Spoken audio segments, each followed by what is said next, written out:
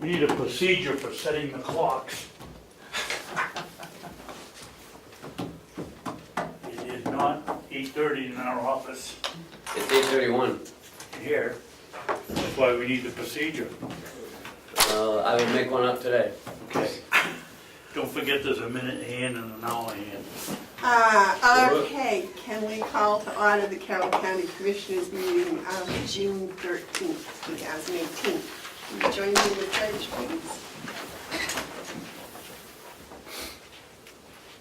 I pledge allegiance to the flag of the United States of America and to the republic for which it stands, one nation, under God, indivisible, with liberty and justice for all.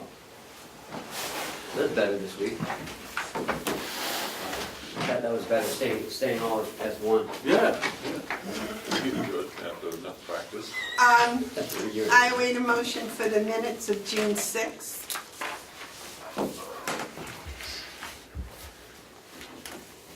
Moved. Second.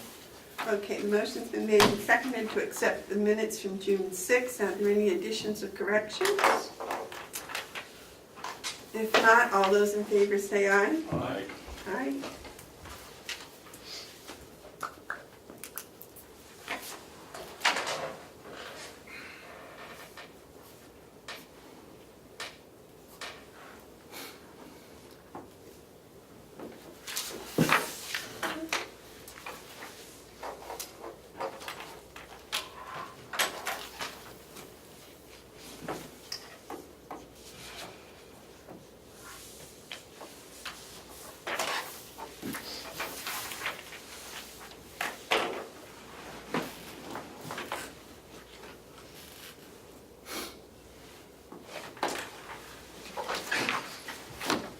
Is there any public input? No? All right, the first listing is the Head Start lease. Good morning, would you state your name? Good morning, I am Nancy Martin, I'm the site supervisor for the Tri-County CAP Head Start program in Ossipee. Anyone? So I got the lease yesterday or the day before, reviewed it, made a couple tweaks to it, and this is what they're proposing. It's a 5-year lease, and we went over it line by line last week. So some of the changes are in 3.1. The lease agreement dated, she'll start September 1st. 3.2, that it's a 5-year lease, and that we may look at extending it at the end of the 5 years. There's the 3.3 is the same. 4 is Can we interrupt for Oh, just sure. a second, please? David, do you want to comment? Yes, Madam Chairman. I have a lot of notes on this lease. Do you want to discuss them as we're going through it's up to you the guys. sections or not? Okay, did you have anything up to 3.2? Yes. Okay, what?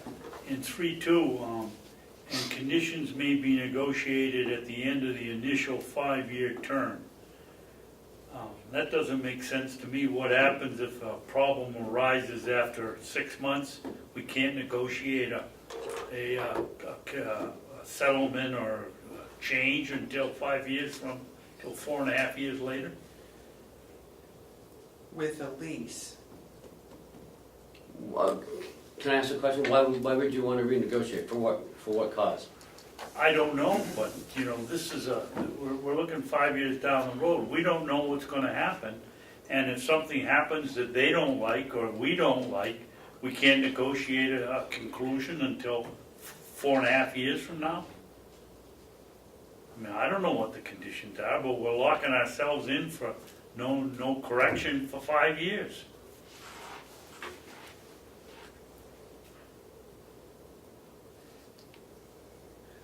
Matt? Doesn't 3.3 address that issue? Mark, you had a comment? Yeah, I don't think in 3.2 you need that last sentence at all. Of course we can renew a lease, 5 years. You don't need the sentence to state something that's a self-evident truth. We may renew the lease for additional determined term. I mean, of course we can. We can do anything. In 5 years, whoever's sitting here can renew the lease. I don't think there's any need for that last sentence in 3.2 at all. I mean, what's it add to the lease? What's it add to this agreement? I think they want to make sure they have the option to renew. No, they don't have the option to renew. They and we have the option to renew with or without this sentence. I don't see the sentence as being necessary. Landlord and tenant may renew, well, yeah, and we may agree to this one. Of course we may renew, we may not renew. That's for a future board to determine 5 years hence. So if we remove that sentence, that would take care of David's objection also. Yes. Is that You would fair? do that? Do you have objections to removing that? I don't, but certainly I'm going to pass all these along. But Right. I see your point. It's just saying, well, you folks can talk about this in 5 years, and of course we can, Yeah. right? Ken, is there any legal thing we're missing here? That was in the initial piece, so I just left it. And I do think the intent was, we're looking for a long-term relationship, and I think that might have been put in, I wasn't the one that put this in here, but that we're talking about being a long-term relationship. So that after 5 years, we would be interested in renegotiating. You may be interested, you may not We be. may be, Why that's don't we true. wait till then? I think we should wait. Okay, so we can, Okay. we'll just try omitting it and seeing if there's any objections from Okay. the Head Start, unless it might be, can't imagine it would be. All right, does that answer your question? Yes. Okay. Ken, I think we were at the beginning of 3.3. That hasn't been changed. That was in the initial lease. Okay, you have something about 3.3? Yes, I'm thinking this over and reading it last week. Well, the community needs shift and Head Start services are no longer viable for the county, Carroll County area. I don't think that's specific enough. I mean, what constitutes a need shift? I believe what they're saying is if we were unable to fill the program, if we did all the recruiting like we do every year, we generally have a full program and a wait list. If within the next 5 years, I'll say, we were not able to fill the program, we could only get 7 kids in there, no matter what we did, it would look as though the community had shifted their needs for a preschool program, and we would possibly find an area through a community assessment, a better location to serve the needs of that community. Well, Wouldn't- Ms. Martin, that answers my question very clearly. Why is it our responsibility if you people can't get enough children to fill your program? Why should we, why should we be basically penalized in the use of this facility because you can't fill your program? I would If guess. the government stops funding you, I can understand that. But if it shifts and you can't get people, I don't see why that's our responsibility.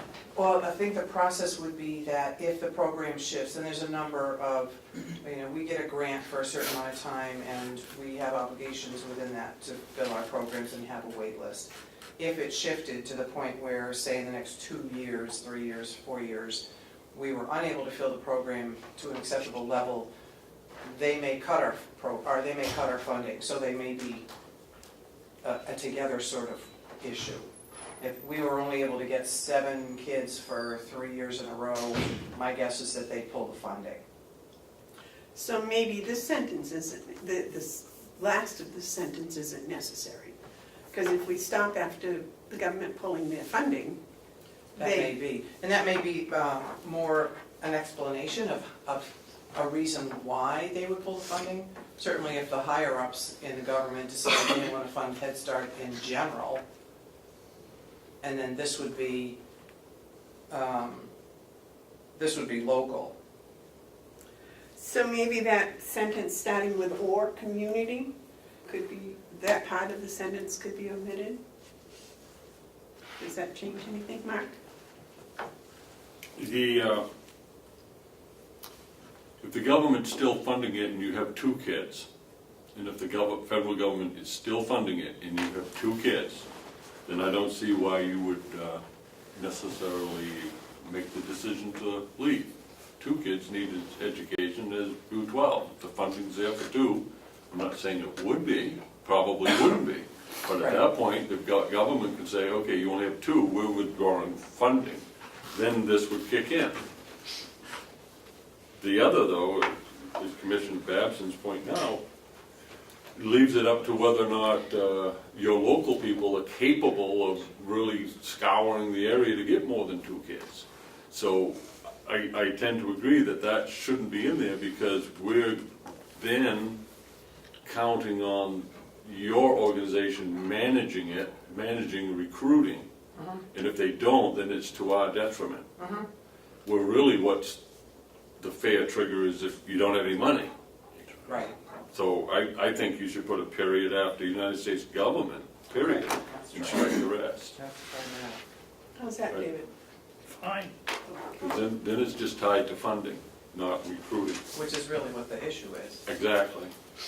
Always. Always. And then I don't have to be sitting here wondering if you're doing a good job Right, we're recruiting. trying to do our best, but that may not be good enough, so. And you don't need us criticizing you if we think you're not. Right. Right. Yes. So we're going to strike that? I see your point. Well, since Head Start has had a waiting list since I can remember, I think eliminating that is just, I don't think there's any fear. Right. We've had the program here in Ossipee for a very long time, and it's done very well, Right. so. but Your we're- your only real threat is if the federal government doesn't fund Head Start. Right. Yeah. Next is 4, the rent will be $12,000 a year. That's what we talked about. Yeah. we agreed to, yeah. Okay. 5, that's the same as it was. Madam Chairman, Yes, David. I've given up my fight for having them pay for the electricity. But snow removal services, I'd like to find more specifically. Does that mean when we get a heavy snowstorm and we only have Willie and Mark to plow and maybe 2 inmates, that we have to come over and shovel the doorways out for you people so you can get in? Or are you gonna just, I mean, yes, we gotta plow so you get in with your cars, but are we gonna be able to, are we gonna have to send the limited amount of help we have over to take 2, 3, 4 shovelfuls of snow? Right, yeah, in I front can of the see door? that. And I think that this was intended for the plowing, and I think in the early conversations we've had, understanding that you do plow around Yes. anyway, it's already not a cleared. Could we change that to snow removal of parking areas?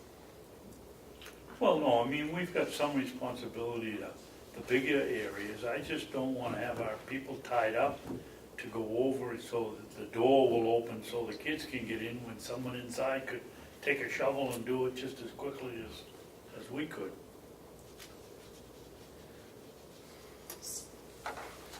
Mark? I look at it different. I think that, we are, in this instance, a landlord. We are getting paid for it. We have delineated the exterior work as continuing to be ours. I don't know what we do as far as shoveling walks in the facility now, but I think it would be our responsibility, and it certainly would be our courtesy to shovel the walkways so these little kids, we're talking about 4-year-olds, 3, 4-year-olds, and teachers, and I don't think it's an undue burden to shovel that walk as well as the others that we're doing. I would not support changing that. I think snow removal is part of our obligation under this entirety, in its entirety. Not just snow removal, but also sanding. We have a responsibility to our tenants. isn't a lot of walkway, is there? No, there isn't really any, I mean, when he comes There's by. none, they're gonna come in the back door, there's Right. no, You can almost back drag that from Well, the door. The fire escape has to be kept. I think it's a good. Well, faith- he already plows it anyways. It's on the Well, side of the anyway. building. Right. I think so it's a that's good fine. faith provision, and I think it should stay. You know, I'm kind of thinking if we leave it as it is, and we let them know that it would be really appreciated if there was snow, if they could take a shovel and throw 3 or 4 shovelfuls out of the way. I don't think there'd be any problem. If they had time, that they would probably do it. I can't see it either, and I think this isn't a deal breaker, and if we have to remove it, we remove it. If they do out of nicety, then that's fine too. If So they- I'm not gonna worry about it. If they get there before we get there, Yeah, yes. 9 times out of 10, they're not gonna have school during a snowstorm. Well, there's all kinds of things that, yeah, we had 10 snow days this year. Say so. I think it's a responsibility of the landlord Well, to I'm take care of thinking the that- premises outside. If the teachers are getting here at 7:30 in the morning and the doors are snowed in, the shovel's inside, and they're not necessarily prepared to shovel snow, I don't know how much there would be, because Good that's kind of like, in 5 years, we may negotiate. I don't know what the snow's gonna be like either. We don't shovel typically in the places that we do rent. It's managed for us, so teachers get in there and start doing their teacher work. Not to say that we couldn't throw some sand down if we needed to do that, and Teachers don't shovel. I mean, they can, but they don't, it's not part of their. it's not part of our No. right. I don't think it's a big deal for us to do this, I mean. no, If it becomes a problem, we'll deal with it then. Does that sound all Okay, right? that sounds good. Thank Is that all you. right? Yeah, I think so. Yes. the next sentence in that section, About the rubbish removal? yeah. Yes? When you say you're gonna move, rubbish removal, that isn't taking the rubbish from your facility and putting it in our dumpster, is it? I believe we would have our own dumpster. I think that was also something that we talked about early on, just in a informal conversation. Mark? You know, it's interesting you bring this up. Not some time ago, we were talking at the school district facilities committee about dumpsters. And we take the position, jam as much into it as you can. Everything says we should have another one, but for some reason, we can get by with one. I can't imagine you having a whole lot of rubbish being generated in a burdensome amount. We have, we serve 2 meals a day, so the kitchen has probably one of scrap. And the office area probably empties maybe 3 times a week, maybe?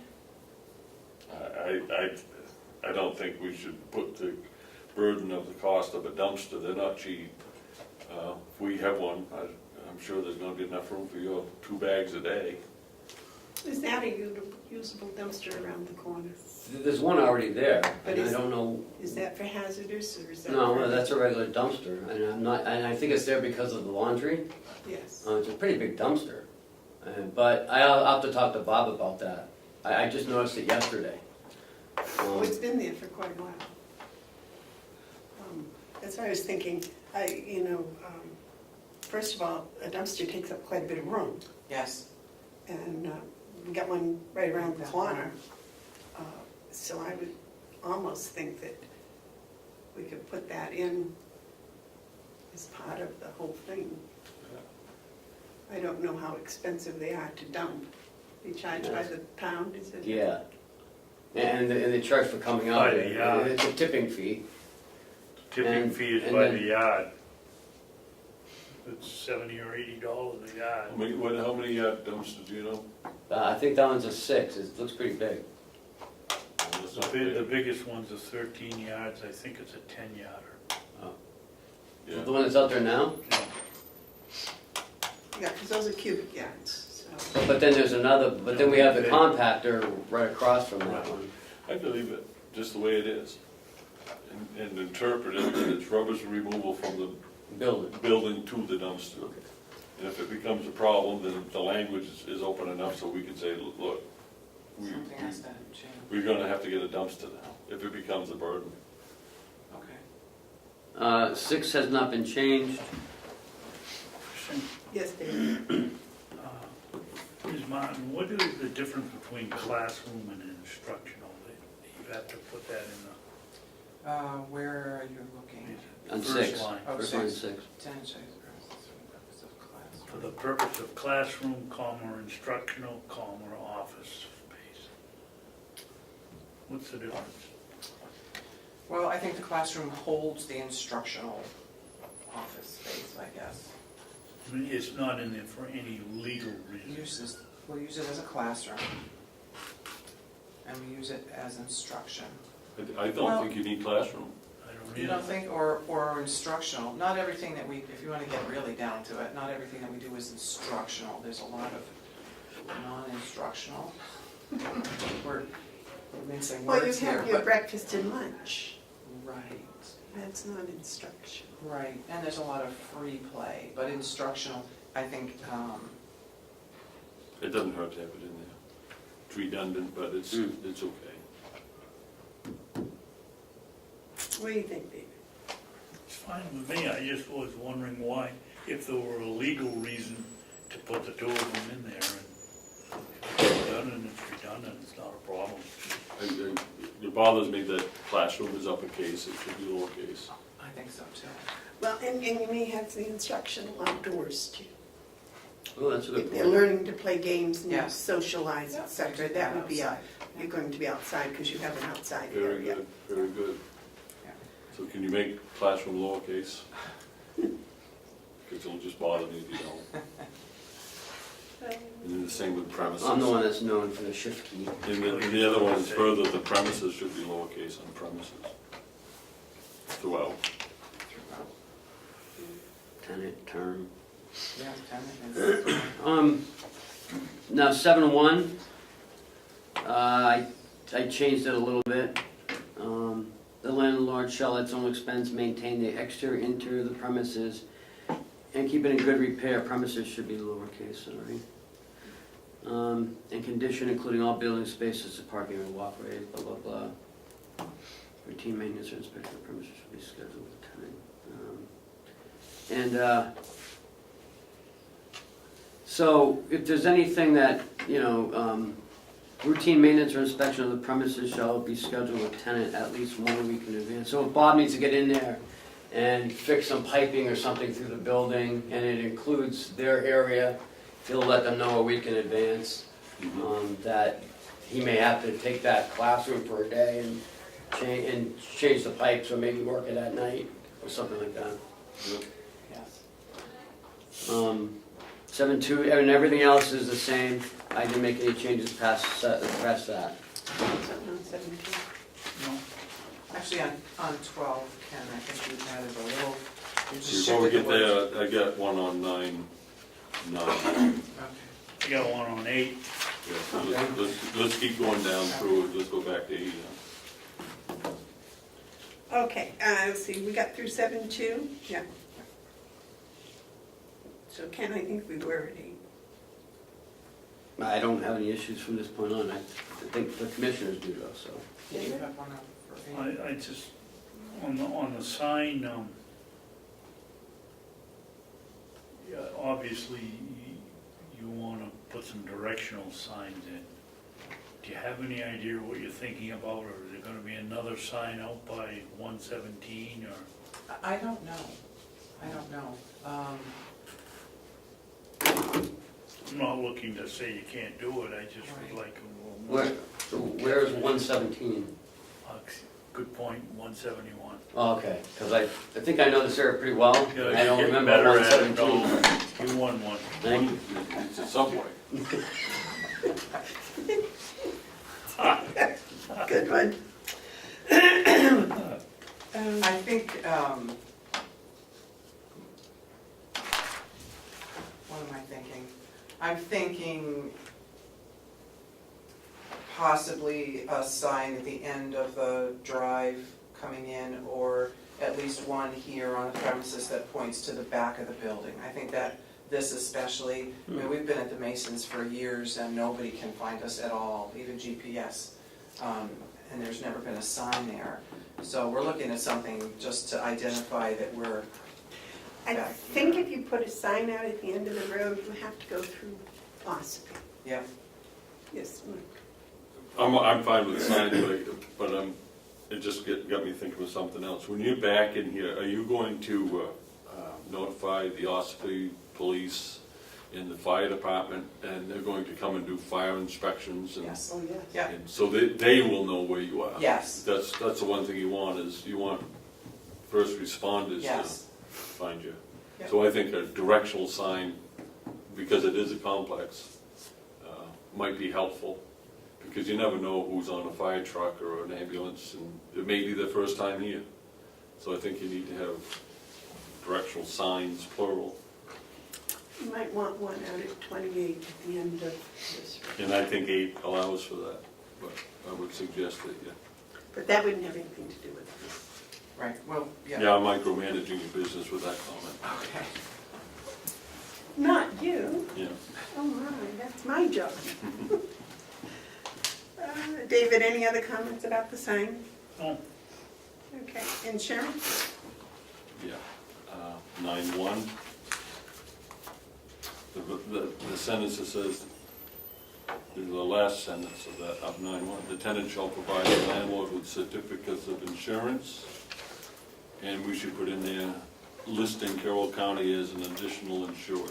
It's in the paragraph above that. It is? Yeah, it's the first sentence. Oh, I didn't see that, I'm sorry. The landlord will be listed as insurance. Okay, no, never mind. Never mind. I hadn't seen that. Any question, David, on insurance? no, 9.2? yes. Yes, David. If I read this properly, that we have to provide the fire and fire insurance for the facility, is that correct? We do anyways, don't we? Yeah, What are you looking at now? 9.2. They would be responsible for a type of renter's insurance. Okay.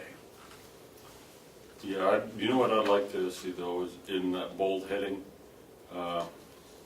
after it says coverage, in parentheses, put AKA renter's insurance.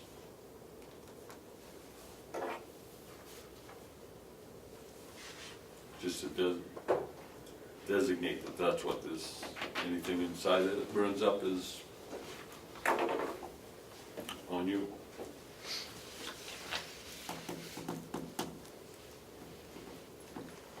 Anything else on 9.2? 10, Yep. David? It says that we're responsible for the properties that if anything's burned in there. What happens if the fire is started by you people? Why are we responsible for it? Let's see, where I don't see where that says that. are you seeing that? Should they,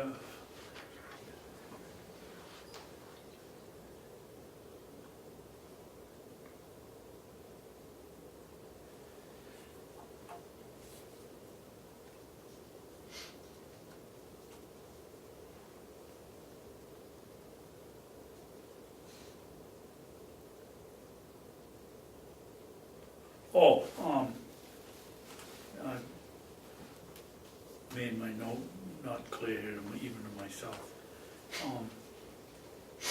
My question is, what happens if the fire is caused by you? And it says here, we have to abate the rent while we repair the facility. Why should we abate the rent? Yes, you can't use it, but we didn't cause the fire. That's what my note, if I read my own notes right. Would the insurance compensate us for loss of renters? No.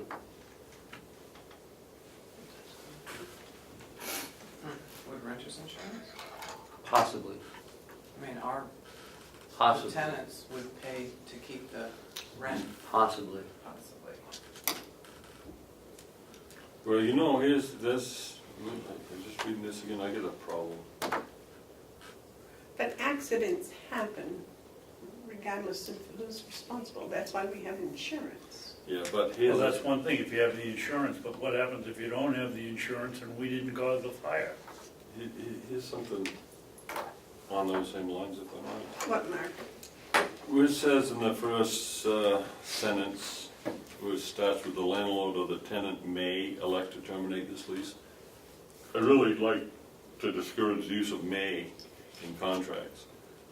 This particularly says, allows either the landlord or the tenant, in the case of a fire, substantially damaged, which is a subjective term, substantially, who's determined substantially. In this sentence says that if the landlord says, oh, this is substantial, if the tenant says, oh, no, it's not. But under this, the landlord says, well, we think it is, and since it says we may terminate, we will terminate. And so I don't think that's what you want to say.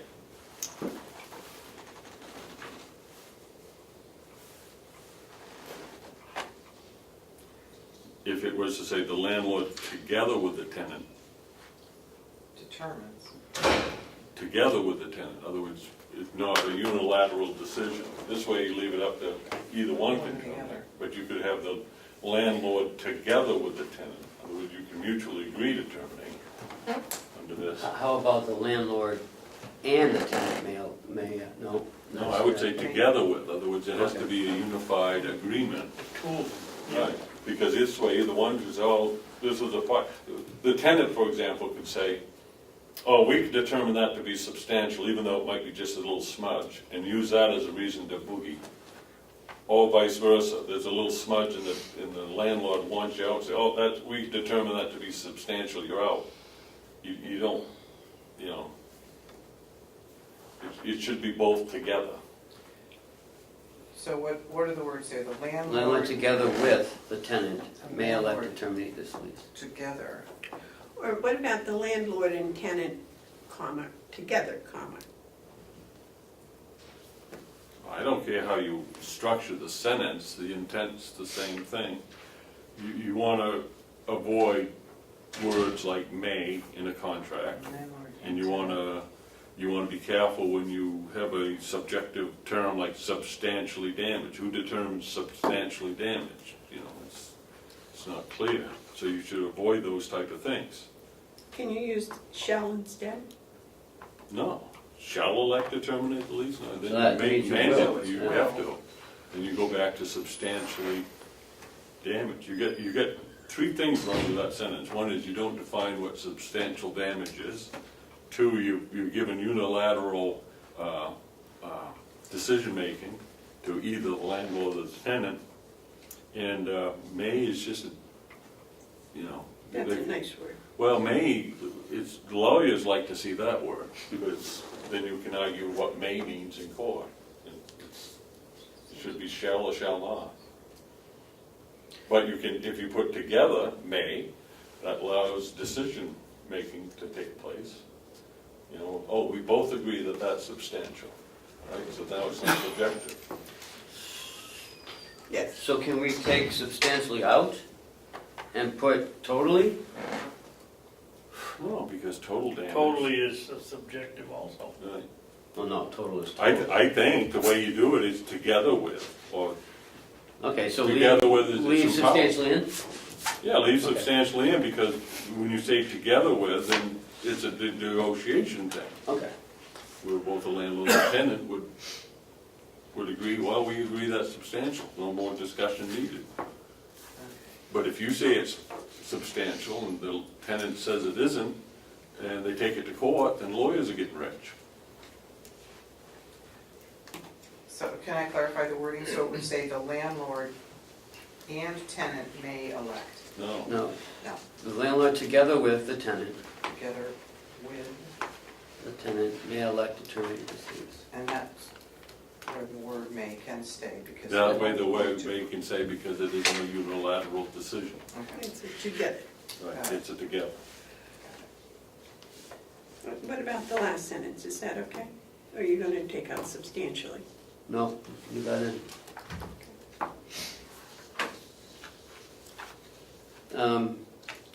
12 is the only thing that There's one changes. of the, back to 10. Okay, Okay. The last sentence of 10, tenant shall maintain workers' comp.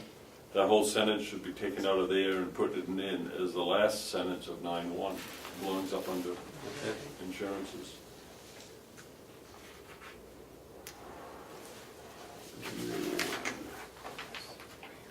And the heading should be changed to general liability and workers' comp under 9.1.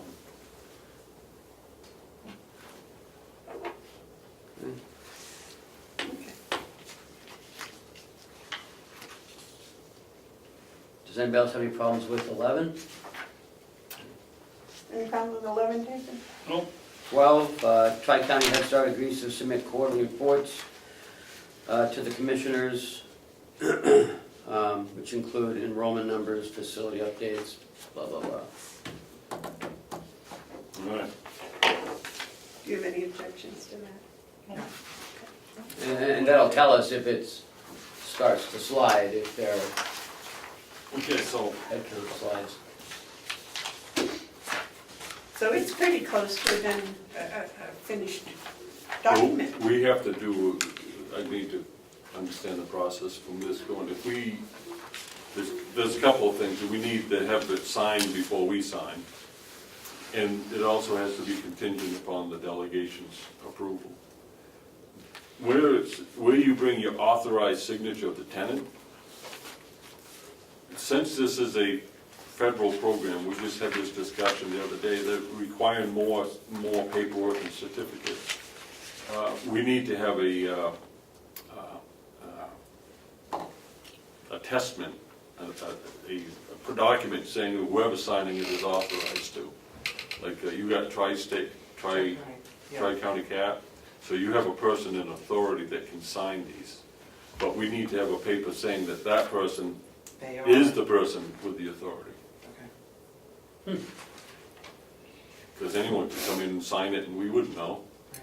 So the secretary or the treasurer or the chairman of Tri-County Cap has to sign something saying that the person signing this is authorized to sign on behalf of Tri-County Cap. And since it's a federal regulation, I'd like to have their signature, whoever signs it, notarized. Okay. That's, Yeah, I learned that working with the feds, you don't want to assume that they're going to be sensible.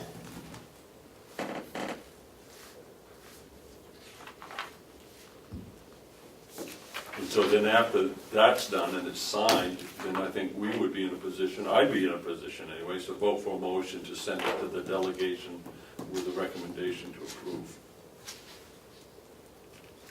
Do we need to sign it before it goes to the delegation? No, we signed it after. After. Okay. So I want it to go to the delegation with all the right documents. Okay. And I would vote to recommend this to the delegation for their approval. They're meeting July 2nd, from what I found out yesterday. Real, okay. David, you have any comments? no, it's fine, I think we're closing in on a decent lease. Yeah? I'm kind of excited to think of the kids over there. I'm really excited.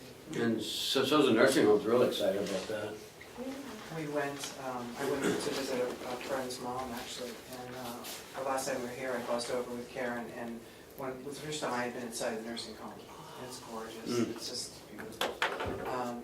But looking out over the back to where we would be and thinking of a playground there, I said, that's where it should be, right there, so everybody can see it. So the kids Oh, the seniors will love to see Watch the those kids out there playing. And Yeah. it's a good thing for the children to be around older people. Yeah, and our lead teacher has had a dream about combining those ages, and so she said, I think my dream's coming true. Oh, that's wonderful. So we're all excited. So, We're the dream fulfillment committee. where dreams make it happen. Yeah, we're Just like dream come Storyland. So true. It's a next story, step, all right. get it fixed, get someone signed it, notarize it, that form. Okay, so you want us to put the words, change the words? Yep, I'll go back Yeah. and put the words in, right, have them sign and get the document saying that Whoever signed it is Is authorized. authorized to signing sign. And notarized. and notarized and then send it to me, and we'll put it on the agenda for next week. They'll make their motion, next Wednesday, okay. and we'll, And I don't have to be here, should I be here? I won't be I here. don't it's up to the think so. commissioner. Do you have any more questions, Jerry? No. No. And then it can go to the delegation on July 2nd. I've already informed the chairman that this was coming, so. Okay, now, do we need to Yes, attend that? I would. Yeah. You would, I mean, you should, I I'm would. not. okay. Is the delegation, and that's where, is that Here. here as well? Right here. Right here. mhm. What time of day is that? I haven't got a date yet, firm date. I'd be here early. I think at 9 o'clock, Okay, And it's July 2nd? that's tentatively so far, yeah. okay. And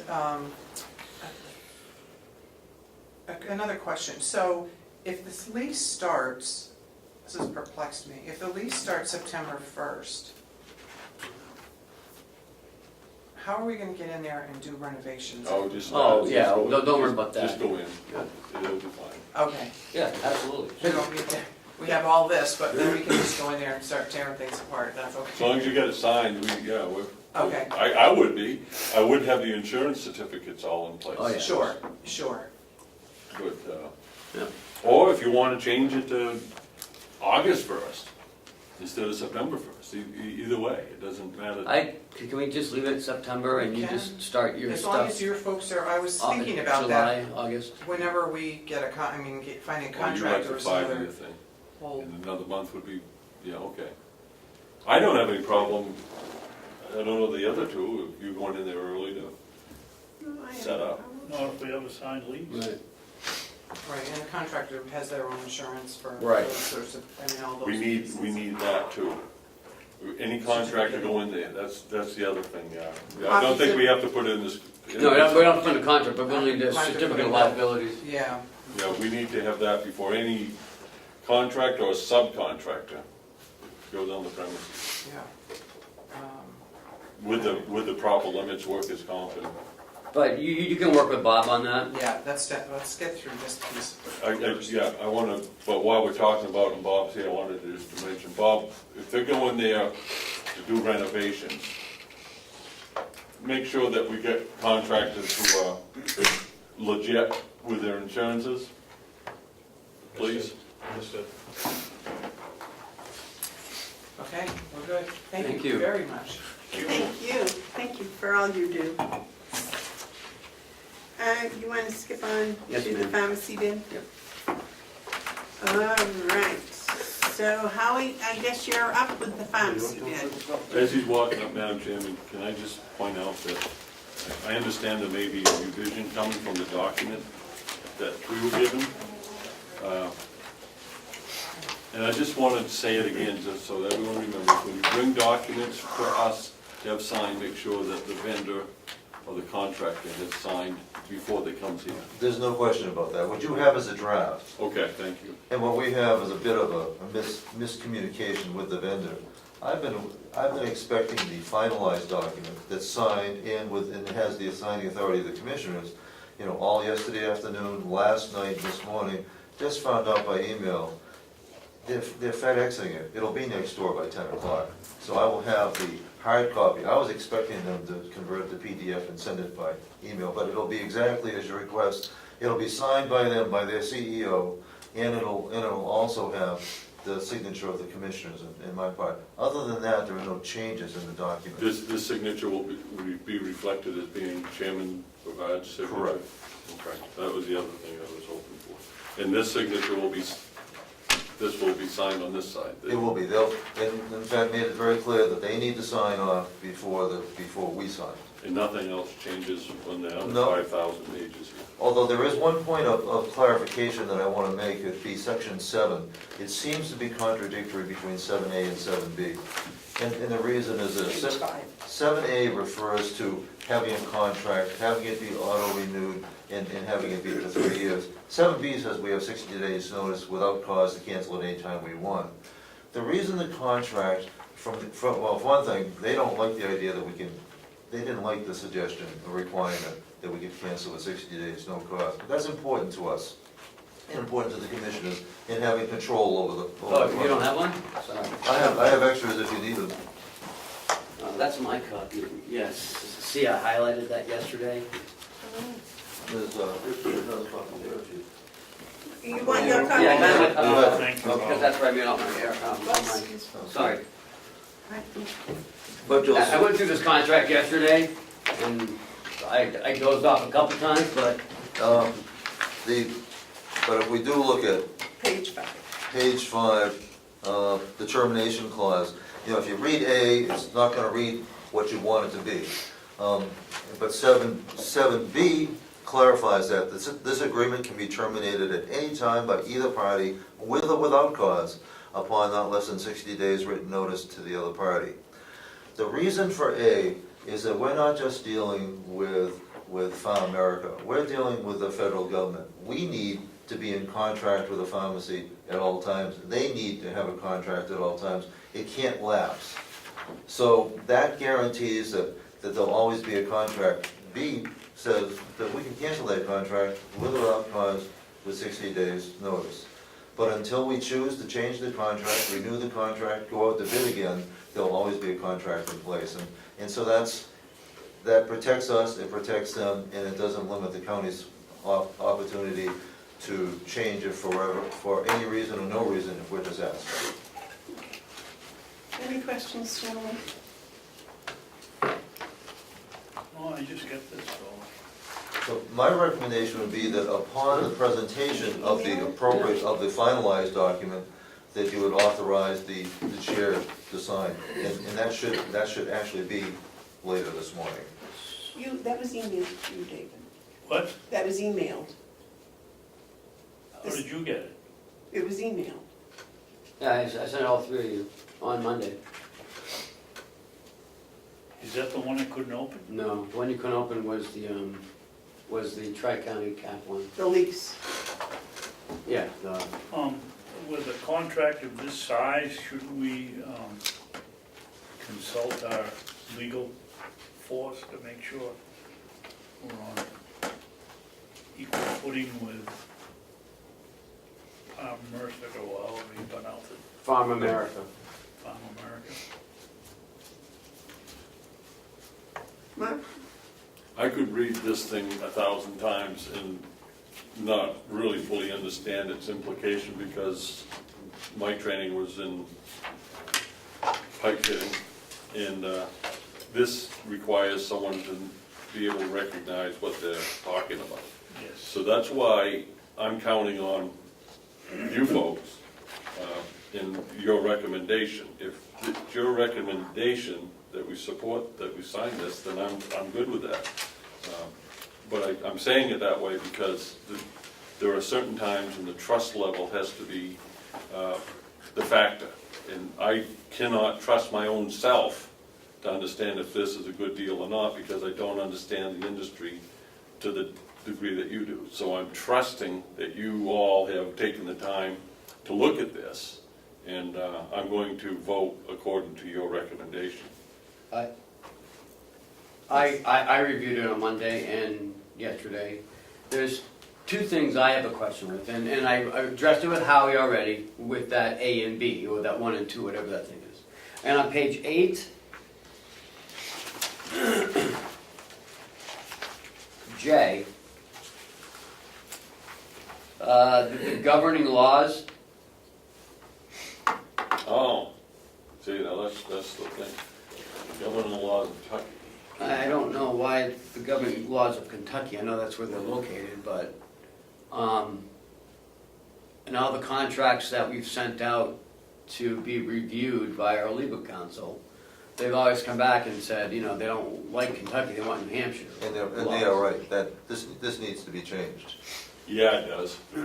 I would agree. But other than that, those are the only two things that I saw that I'd have any problems And with. I'll never waive my right to a jury trial before the fact. Right. That's not good thinking in America. We have right to a jury trial. We could, at some point, if the case and lawyers say you may not want to go to jury trial, we may decide that we will agree not to go to trial by jury, but you don't want to just, in this, say, oh, no jury, and just give it to lawyers in the back room with the judge to determine it. Actually, I don't like J at all, other than the laws of the state of New Hampshire. And I wasn't sure how you were gonna feel, so this is why, you know, we brought it forward. I have a recollection that we discussed this either on this contract or another contract. No, it was another one that our Have- friends up in Colbert changed. I Yes. don't remember that. Was that before I got here? I think so. But I would support that change, that with J, we change it to the laws of New Hampshire govern all matters arising under or relating to this agreement, period, and strike the last sentence. That's what I would like to see, but you got the FedEx copy arriving at 10. If we have to do it again, make it right, we'll either do it by edit and initial, or have them reissue those pages. But I think, Yeah, I don't see why they can't just reissue that page. yeah.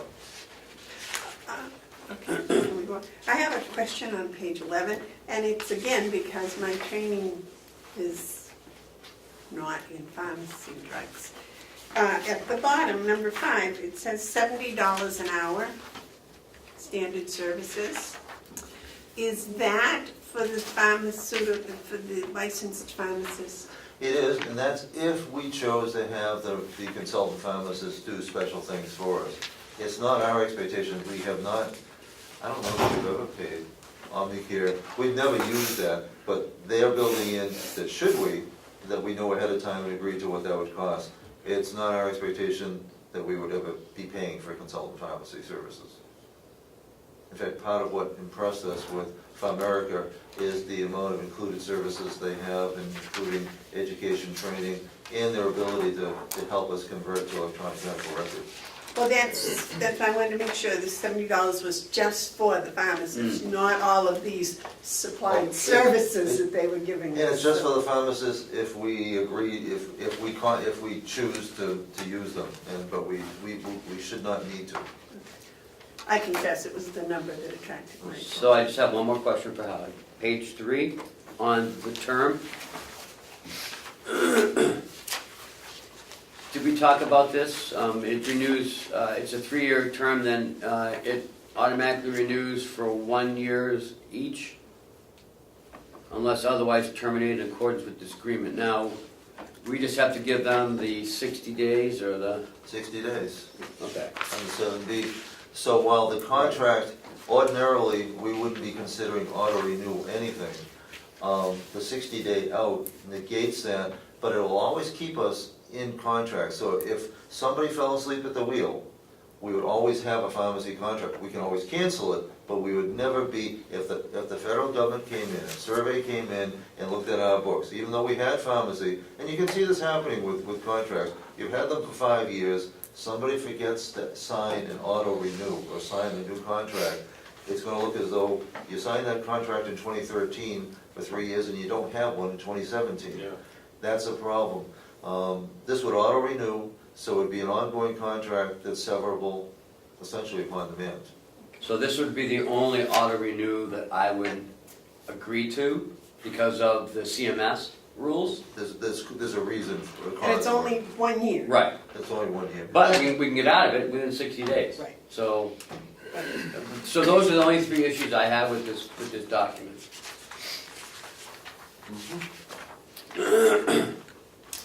But we are not in a rush. What my recommendation at this point would be, let's get a clean version for you for next week. There's no reason to Okay. rush into this unless we want to do this transfer on an orderly basis in any case. All right, David? Wait. Oh, only, I apologize, I just looked on my magic phone here. there was 4 or 5 of them, and Yes. I somehow missed them all. Well, that's how I'm doing it now. I'm keeping it like, I have it on my computer, all the documents for the meeting, we just send them all to you. That way, hopefully on Monday. I appreciate that. Although I must tell you, I fell asleep before I got quite Yes. to the end of It this. is, it is not interesting reading, it is all boilerplate. All right. Okay, let's see, do we have anything else for Howie today? Yes. The shortage, oh gosh. Is this a committee report? I got an idea. Someone presented an idea on this nurses shortage thing. Can I throw out my idea first? Well, can we hear their Let me suggestion? throw out my idea and then see if they can answer, because I gotta get it out of my head if I might, Madam Chair. Well, Pass the cookies while we're getting the idea out of his head. I mean, I can wait, I can give my idea later, but. Well, that's why, because they've been working as a committee Well, and I they've know, come up but with some my idea ideas. is so ingrained in my head that I'm not sure I'll hear them until I get it out. And they may have Can an you answer. write it down?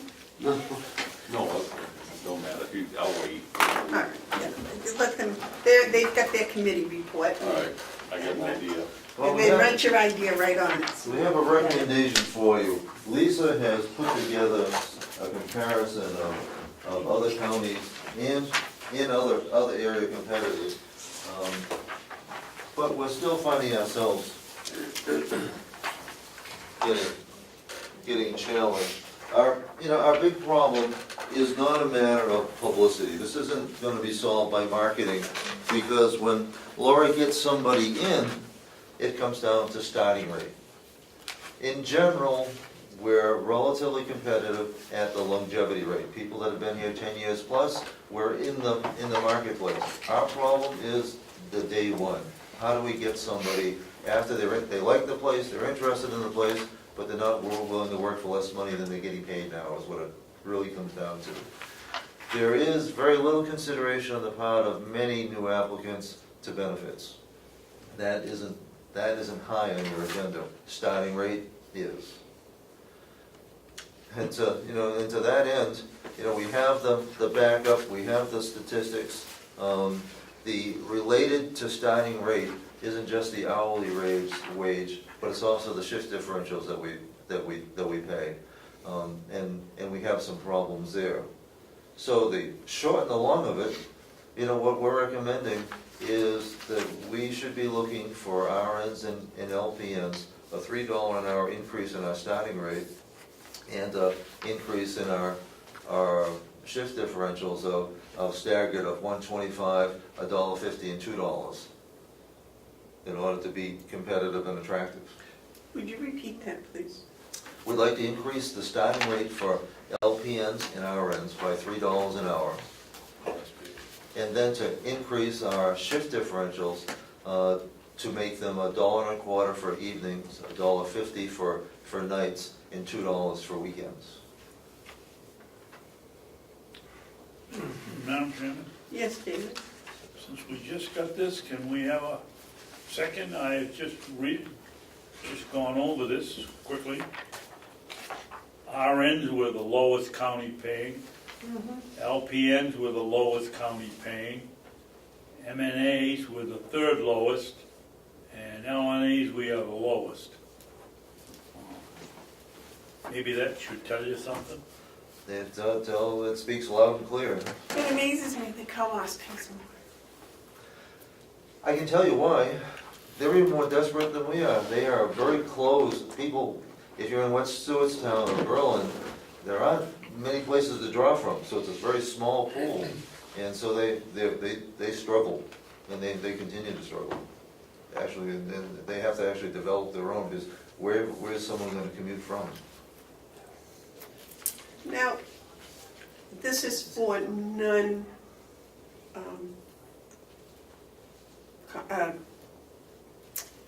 union people. No, LPN, most of our LPNs are union, so this would affect union too. How is that going to affect the union contract? Well, we would need to work with the union to negotiate an interim agreement, because we want their support. The net effect is that we cannot pay by the current CBA any new staff member more than what we're paying in existing. There could be a resulting bump in some people to get up to the new rate. But on the LPN side is something that would be subject to union negotiation. I think, I'm not worried about that, because I can't see them taking issue with paying their people more. How But- many LPNs should you be employing? You notice I use the word should. Well, I'll let Jen speak to the staffing ratios that we have, but, No, how many should we have? well, see, we need, by requirement, we need to have an RN. The state requirements are relatively minimal. We need to have a full-time RN on during any time. We prefer to have an RN on each, at minimum, one RN on per shift. We prefer to have more, but that's the minimum that we have for an in-house requirement. And if that person with a supervisor would be supported by 4 other nurses who could be LPNs or RNs. So typically it would be 5 a shift at minimum, in ideal circumstances. This is wonderful information, and I'm still trying to absorb it. We just got it. Under shift differential, you have evening, night, weekend, night, and then weekend again. What's the difference? I'm not sure, actually, it's how it was reported. This is a survey that came from the New Hampshire counties, that I sort of crunched the data down a little bit more.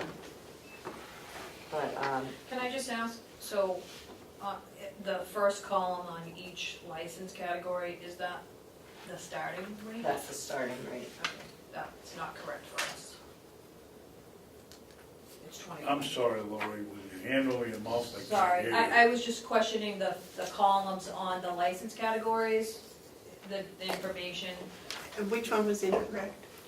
Our rate for RNs is 21, not 21.63. And I'm just questioning, most places don't do cents on a higher, higher rate. It's usually, This is So I don't- what the survey had. yeah, so I don't know if this is the first person coming in rate, but ours is 21, not 21.63. Is it an average? Yeah, I don't know. That's what I'm asking, how. So you're not sure, you're not confident in these numbers? Well, I don't know what, Then you're not Well, this confident is in these the data numbers. that was That's how you say it, you know? Why isn't this information checked before we get it? I mean, if it's not accurate, what good is it? well, I don't know that it's accurate because I don't know, it doesn't Well, give you us a just gave guide us one that of wasn't what it accurate. is. You just Well, told I'm us that, asking you what- just told us that you're not confident in these numbers. I don't That's enough for know me to what say was they're not reported. accurate. That's fine. If you're not confident, I'm not gonna be confident. I was just asking how it's reported, I don't know. criteria. All I know is it was handed to me, and now I'm being told you don't have confidence in it, so I think this needs to be redone and brought back when you have confidence in it. And also on that yellow side where you, like Commissioner Babson, evening, night, weekend night, and then weekend again. And that's all right, that's just redundant, except that when you go down, you see Belknap, the first weekend is $1.85, the second weekend is $2. So I don't even have to ask you if you have confidence in that to determine mine. I don't have confidence in that. Because there's a difference between $1.85 and $2, but the heading's the same, so I can't base any decision on this. I have no confidence in it. Well, this isn't actually data that I gathered, this is data that was gathered by the survey. And then we just took that data and reported it in a different way, so it was easier to read. Whose survey was it? Survey of New Hampshire counties. And I don't have confidence in them on a Salaries. number of different things, so that doesn't, I So don't I know. actually asked Jessica, about our piece, how that was reported. From what I could understand, they contacted the payroll department of each county and asked them to fill out a form, and then that's what created the survey. Maybe. But didn't the fact that you have 2 weekends send up a red flag for anybody? No, I actually looked at that, but I'm suspecting that people are identifying the definition of what that means differently in different counties, so perhaps that's why they had that. Well, I don't know what the other counties are doing, and all the perhaps and suppositions of what others might be doing doesn't serve me. What I'm looking at is 2 columns, both with the heading weekends, and both with different numbers going down. I mean, look at Grafton. No, I agree, I looked at the same thing when I looked at So it. again, none of us should have confidence in this. And I don't, and I won't, I can't go forward. Well, you can go to page 2, and that's a survey that I did of other facilities. You did the survey yourself, you called us. Okay, so you have confidence in this one. Unfortunately, we don't have as much data as I would have liked because most of the Genesis facilities, their policy prohibited them from providing that data. Sure. But we do have a couple of locations that we can see that, where they're at compared to our facility. Who told you our facility starting pay for RNs was I just took $21.63? the information from the page before, so obviously that was not correct. But you get, like, Wolfboro, Genesis, you get that from, I called them directly from the Yeah. HR department. so here's the thing. Mineral Springs, they're paying RNs $29.38. We're paying $21. Well, It says actually, 21.63. actually what but they said was they couldn't provide the data, but they directed me to a New Hampshire wage survey and said that they were on par with the wage survey and that $29 was reflected in the wage survey. So it's a little bit more complicated than that, but Okay. All right. We need to do more work. We're getting there. Well, I think the bottom line is, obviously, we're not paying our employees sufficiently to keep them here. To bring them here. To bring them here and to keep them through the first 10 years of their employment. The critical part of that is getting them to begin with. After they're here, the benefits and the incremental increases tend to keep them. But we do have a workforce that's aging out. But right now, the single critical part is paying an attractive enough starting wage to bring them in the door. And your proposal,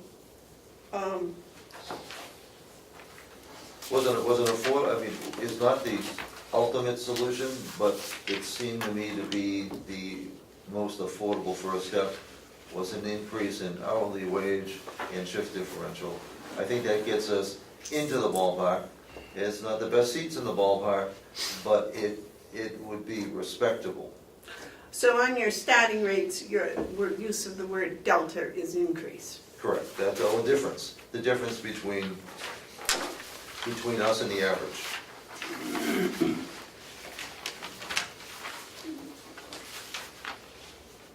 Yeah, I guess I gotta ask this question. You have, you wanna find out what other counties doing, go back to the first sheet. And you went to the association for the data, and the information is suspect.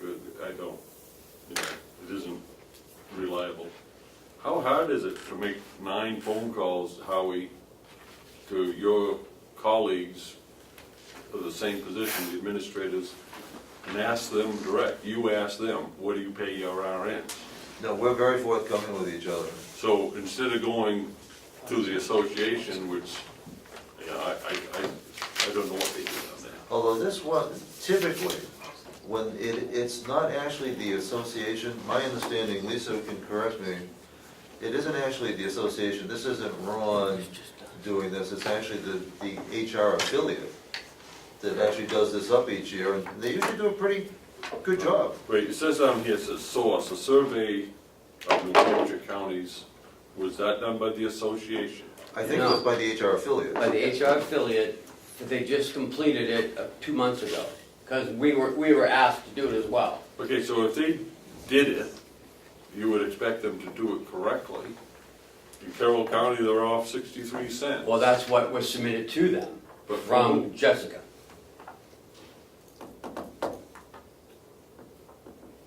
So why would she put down 2163 if we know that we're paying 21?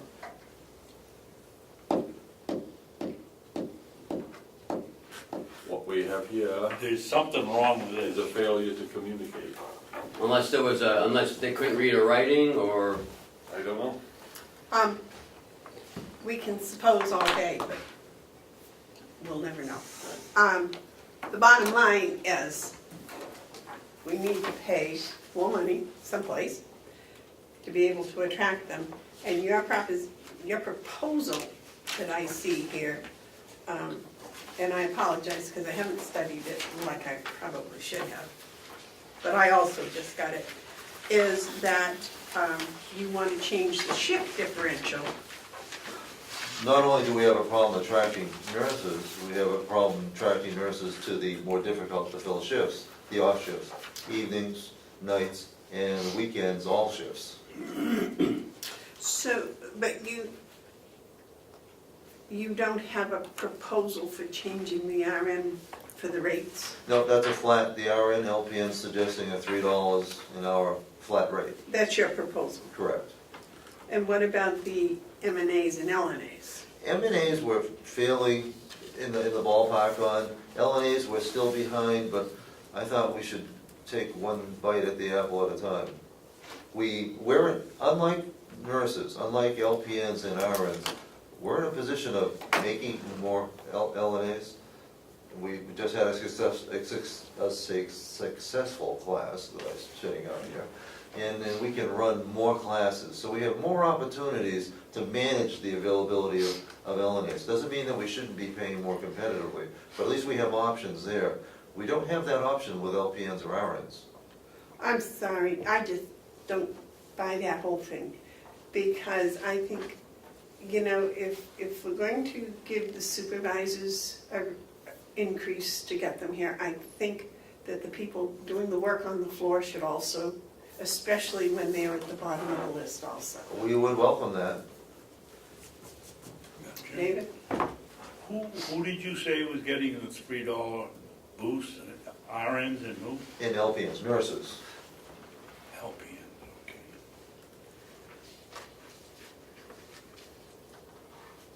Thank you. And that's just beginners. Correct, that's New the hires. starting rate. Now, what if I come in with 10 years' experience? Well, we'd like to be able to have a formal step system, and I believe Laurie has some flexibility with that now. We have a step system, yeah. So, for example, an RN charge nurse, 6 to 10 years is $23.50, more than 10 years is $24. So that So give us an includes that increment. $3. That would be the ripple effect, that would be the assumption. Otherwise, we wouldn't be attractive to longer-term people. But is that what our present RN that's been here for 6 years gets paid? Someone who's been here 6 years has seen on average a 2 or 3% increase over time, so they're getting paid more. They're getting paid more than the $26 she just quoted. What did you say for 6 to 10 years? 6 to 10 years, an RN working in charge nurse is $23.50. So if we have someone over there that's been here for 6 years and they're working as a charge nurse, are they getting paid $23.50? They should be, with the compounding, but We'd have to that's, go back and. we'd have to figure that check out. on Depending that. on what the raise was, it's not been consistent. That's what the Close. step I would say system, it's probably close. that's what the step system was supposed to emulate, so that if someone came from the outside with 5 years' experience, they'd be making the same as someone who started here and had been here 5 years. But but you haven't verified that that's... We have not. A numbers person, I just...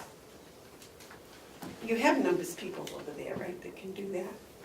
Mark, you had a question? Yeah, all these numbers that are being thrown around with all the LPNs and LNAs and all of it, RNs, LPNs, all of that is numbers in the cloud. And we don't have the computer that has brought those numbers from the cloud to anything we can understand. It's hazy, it's clouded. So what I'd like to suggest is that you take the real world look at things. Forget about the other counties for now. We know we're not competitive. It doesn't matter the details if it's 63 cents this way or that way. We know we're not competitive. What I would propose and what I would find very helpful to get all these numbers from the cloud to on a piece of paper is make a spreadsheet without identifying names, put down nurse, RN nurse 1, RN nurse 2, however many you have, list all the ones that you have right now by positions with the pay that they get right now by position. Identify them as though it was a step. This nurse 1 has been here 10 years, nurse 2 has been here last week, you know, however you want to do it, and then put that identifies a step. In other words, you're creating a step system for our review. Whether it's legal, whether it's in a contract, doesn't matter. It's just something we can look at. We can say, okay, we have a nurse who's been here 10 years and they're getting this much. We don't have to do a survey, we just have to say how much are we paying them. And then, from there, make the proposed change for each position and bring those numbers in so that we can look at. I have no problem with taking this approach, except I can't sort it out. I'm not that quick. But if I have it on a piece of paper, nurse 1 is being paid $24 an hour, she should be paid $27 an hour. That does two things. It makes it clear to us, and it also allows us to strategize when we negotiate the next contract, because we can't just give raises. We have to go through the process of negotiating, getting a tentative agreement, ratifying it here, and having the delegation ratify it. So it's a process, but no one's going to just say, oh yeah, you all get $3 an hour more because you're not getting enough. We got to have a systematic explanation. Well, and I think it gets complicated because we have RNs that some days are supervisors and some days they're not. Do they get the same pay whether they're supervisors or not supervisors? No, it Well, yeah, depends but on. that's just another category. Okay, RNA when not a supervisor, RNA which is a supervisor, two different rates. I mean, it's not that. I mean, I can do it. I'm not going to because that's not my job, but you just take an Excel spreadsheet and do it. Okay, well, I just wanted to point out that there were more lines than you might anticipate. Well, however many there are. I mean, we just went through every drug that they're possibly giving old folks to see whether or not we're getting a good deal. We can go through the nurses to find out what we're paying them. I mean, we must do it every week. Well, and I think it's true, because I think that's an excellent approach, because then we can get everybody on the same level. Because as Laurie just said, depending upon the steps that different people have gotten, we could have people here that were 6 years and somebody here that was 8, and they would be getting the exact same pay, when over the steps, they wouldn't have. Depends on where they came from. And we're avoiding the complexities of going to an outside association who uses a HR consultant service that sends us numbers that aren't correct. We can avoid that by just doing it ourselves. Ken, do we have access to any of Wynette's files? Yeah. She did this in 2015. Uh-huh. So most of our employees probably that's already done and we can just add the new. Well, you go see Paula, she has all those numbers in a spreadsheet already. So when you bring The them back, the names of everybody and their hourly rate. when you come back and you hand us a sheet, I'm going to ask you, are you confident in these numbers? And wherever you get them, just make sure you're confident in the numbers. Because if you're not, I won't be. David, do you have anything to add to this discussion? Just listening. But I do think you're on the right track, you're doing a good job, press on. Yes, ma'am. I just want to say that it's on years' experience, how long they've had their license, not how long they've worked here. Right, so there's gonna be a lot of variation. Like I started as an LNA, and then I got my nursing license, so. So you have been an RN for so long, and so that's what you put down. Just the current standing of each employee. RN, as an RN, been here 4 years. Doesn't matter as an LPN that they've been here 10 years before that. That doesn't Right. matter. We just want to look at, Well, they're starting. it's a snapshot. It's not a flow. It's a snapshot. Where are people now? This is an RN with 3 years of experience as an RN. You don't have to mention how many years as anything else. But they get credit for that. That's determined. How their many starting years, rate. how many years have you been an RN? Has this person been an RN, and how much are we paying them? And you go to the next one. This employee's been an LPN for 6 months, you know, what are we paying them? Those type of things. David had a question for you. I have a question on another subject. On this sheet that we got, that I'm not convinced the numbers are correct. What is all on-call pay? Is it $13.50 an hour for the weekend, or what is it for? I'm assuming, I don't know what this is based on, is that if a nurse is not scheduled and has been asked to take call to cover certain things, that they get additional pay for that. We do not do that. And Sullivan County's paying $100 a weekend to do the same thing? And we're paying $13? No, we're not paying We're not paying anything. anything. We're not paying anything. Our It says nurses on that my take sheet, call- $13.50. I stopped looking at that sheet after I saw that 21 and 2163 were. It does, it says $13.50, we do not pay on-call pay. I was gonna say. I So didn't that's think we paid another anything. figure that isn't accurate. I mean, you shouldn't be coming in here with information that isn't accurate. My suggestion would be. I don't know whose fault it is, but it shouldn't happen. My suggestion would be, you have a very intelligent group over there that have a lot of this already on file. So let's, just as Mark said, let's look at us and what we're doing and what the averages are for us. And then we'll work on that. Because trying to find information from other places apparently is more difficult. I can't understand why.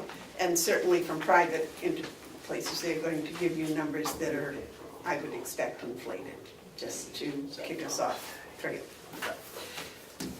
But I do think it's good work, you're making good progress for some.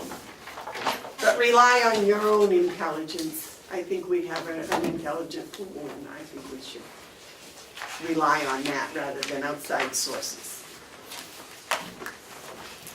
Anything else, We gentlemen? will come back. Thank you. All right, Howie. Thank you. Thank you, Thank you Commissioner. very much.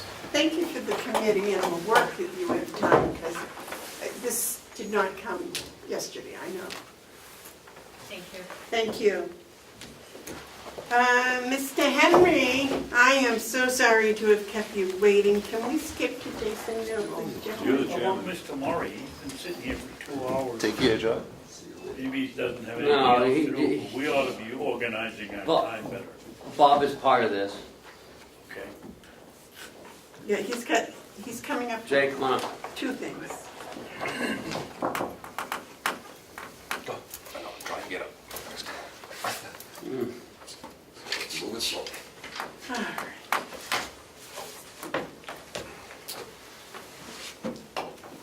Close to. Good morning. Good morning, gentlemen. So Jason came to me last week about needing some more meeting space because his programs are getting larger, and so he and Bob went over the annex and looked at some space over there. Can I just, didn't we do this?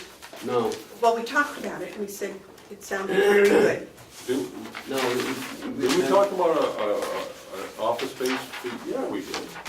For different, for. Is this a We different? haven't No, you finalized told me it to yet. come back with a letter from Jason saying that he wanted more space. Okay, thank you. And And I to have a- find the place. And I have a picture, I'm sorry, I apologize, I didn't make 2 copies, but Okay. I'll share it with you 2 gentlemen. Well, I got the letter.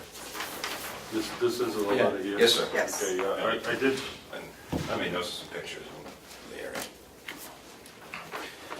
Basically, I know, I can paraphrase this, the letter. We have doubled our size of our programmings between the grants that we have over there, and we've utilized every space, including the old weight room, for programs, and we've run out of areas to have meetings. And putting some people, so I talked to Ken and I went and talked to Bob to look at some space at the old annex.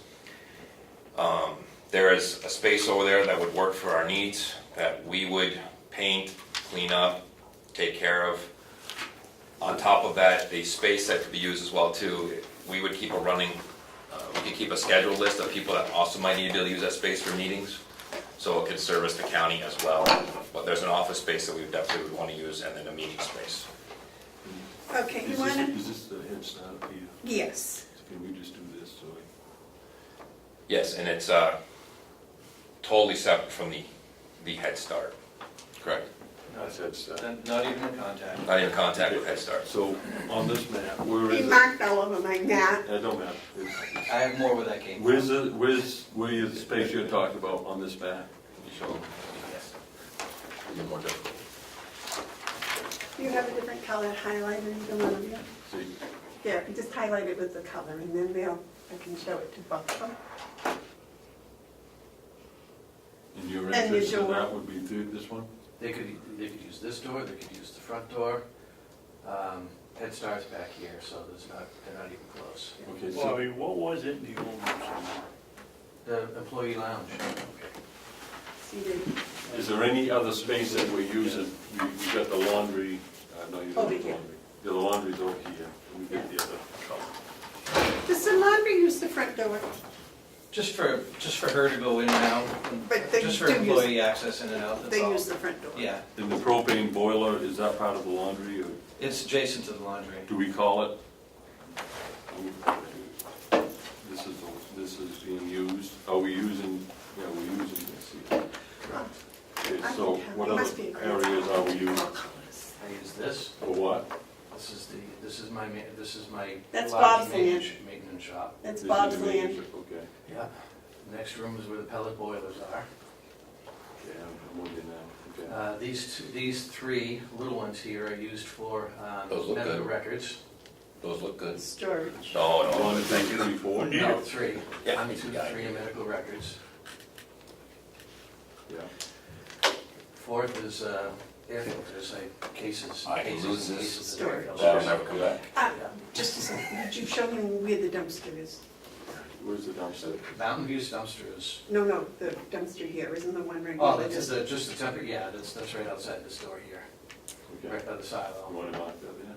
Well, just because if they wanted a dumpster, they would have one right there. And that's the one that Ed Yes. Scott was talking about.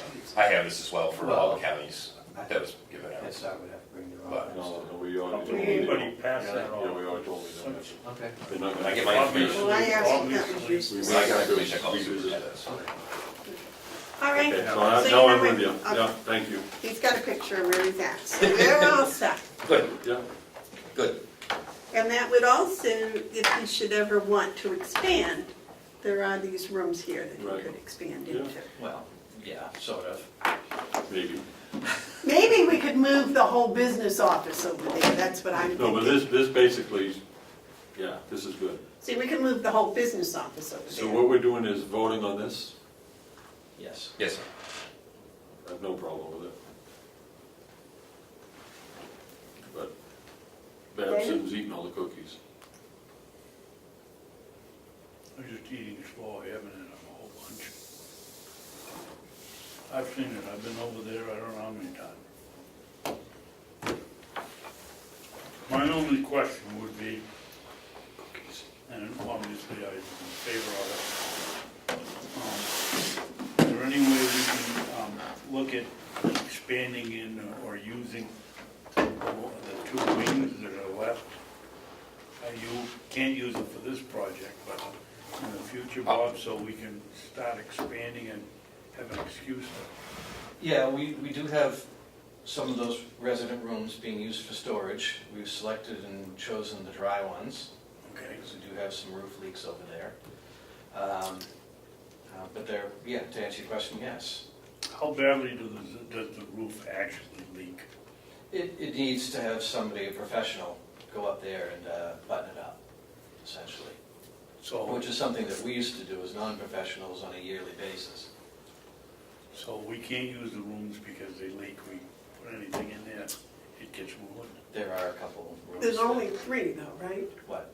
Rooms that have leakage. There's probably a few more than that. I only saw 3 of them. Eventually, that whole roof's gonna fail. It's a metal roof, it needs maintenance. It hasn't had a whole lot in the last 6 years.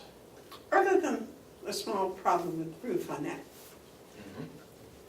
is there any reason why we couldn't move the whole financial office and everything over there? Yeah, Commissioners' offices and everything else? yeah, real good reason. What? Roof leaks. I said, No, aside from that. Yeah, but aside, that's enough, because you're talking big bucks to make that roof right.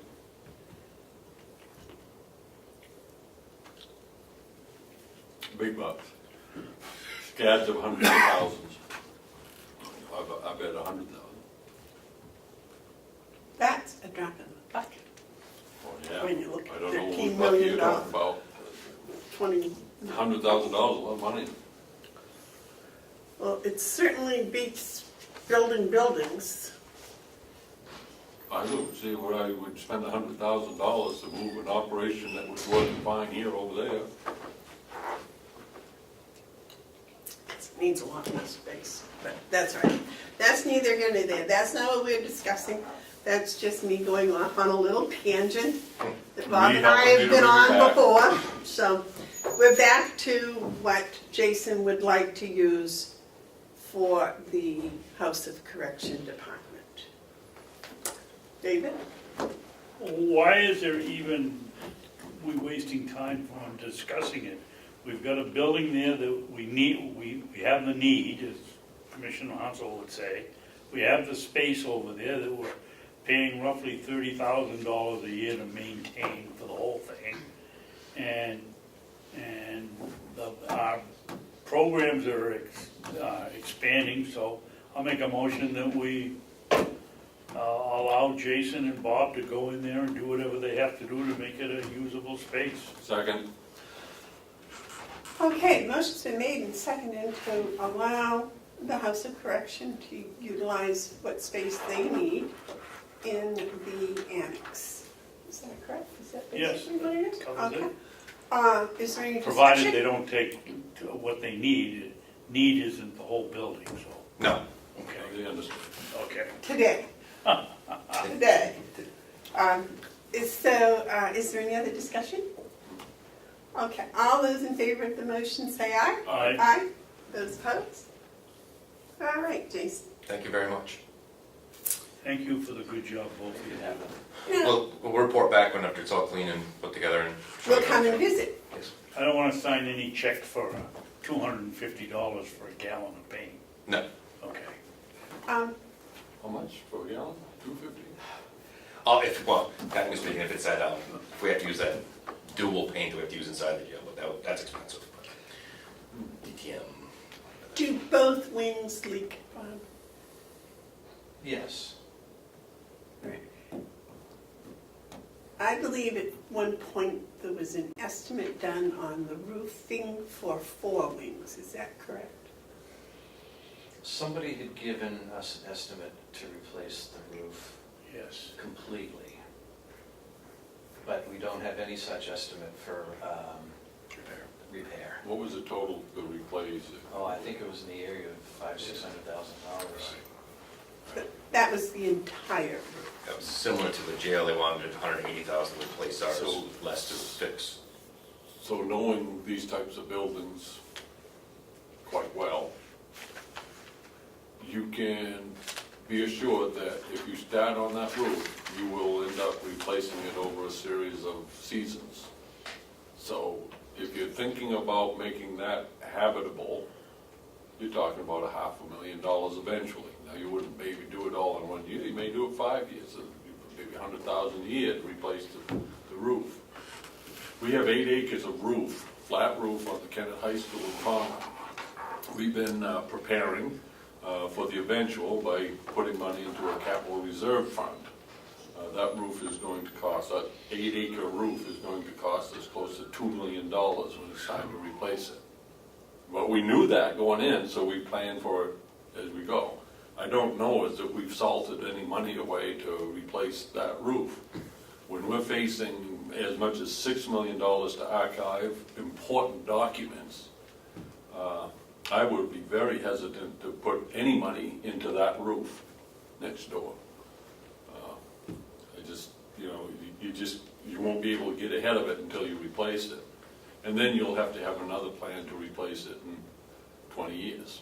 Roofs last about 20 years, flat roofs.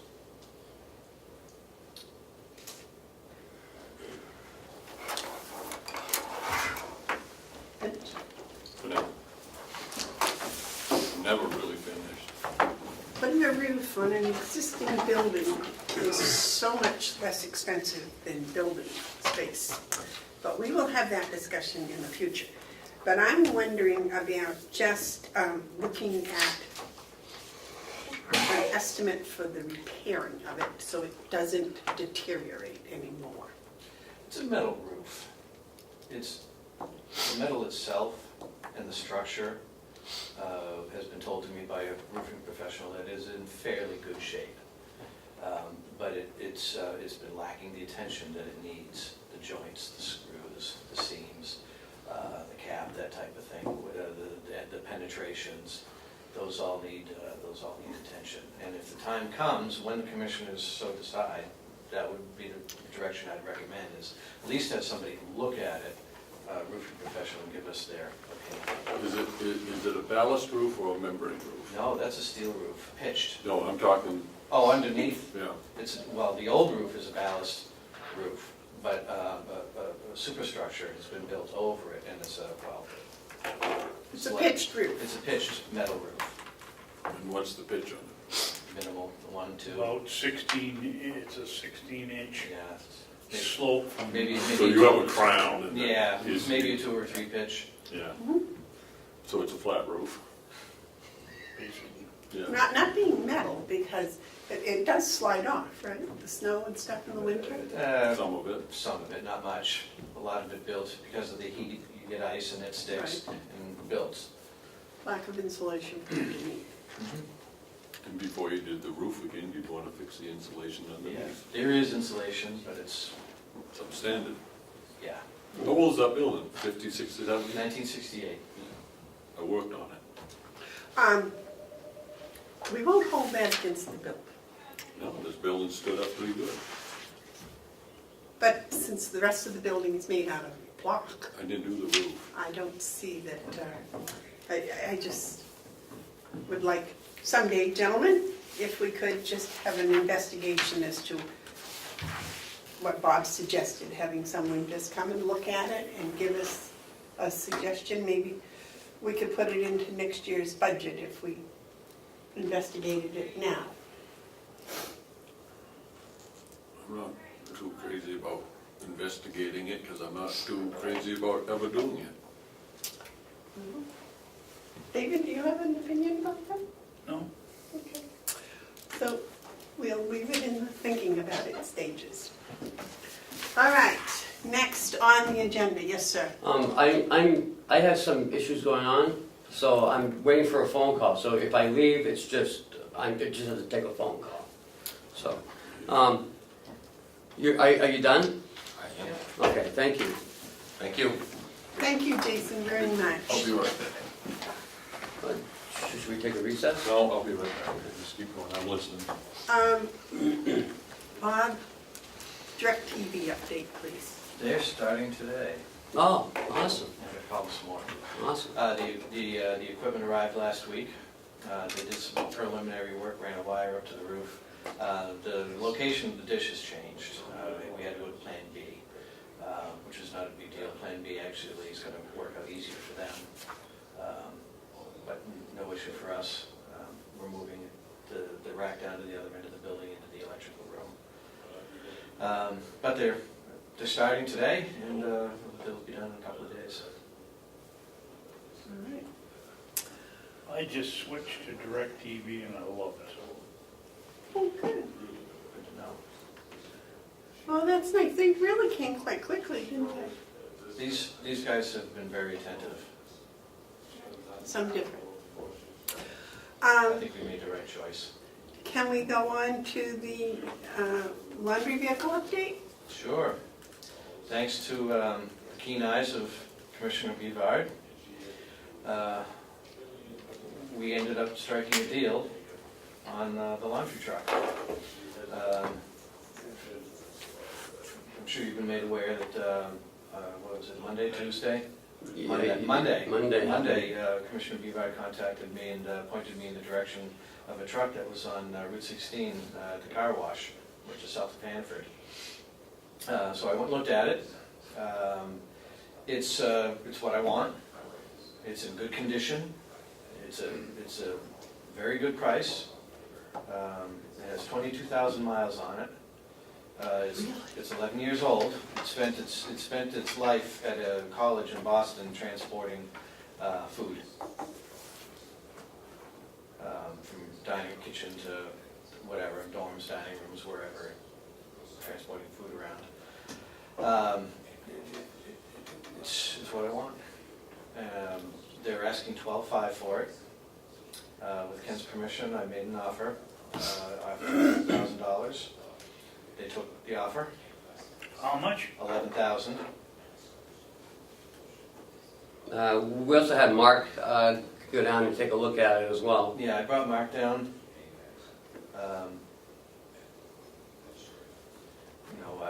I'm familiar with the Suzu. It's in a Suzu truck. I'm familiar with I've owned multiple trucks just like that. But we brought Mark down for a second set of eyes, which is always helpful. And nothing jumped out at either one of us. Did you take it out for a test drive? Both of us did. Yeah. He drove up here, we had his maintenance guys look at it.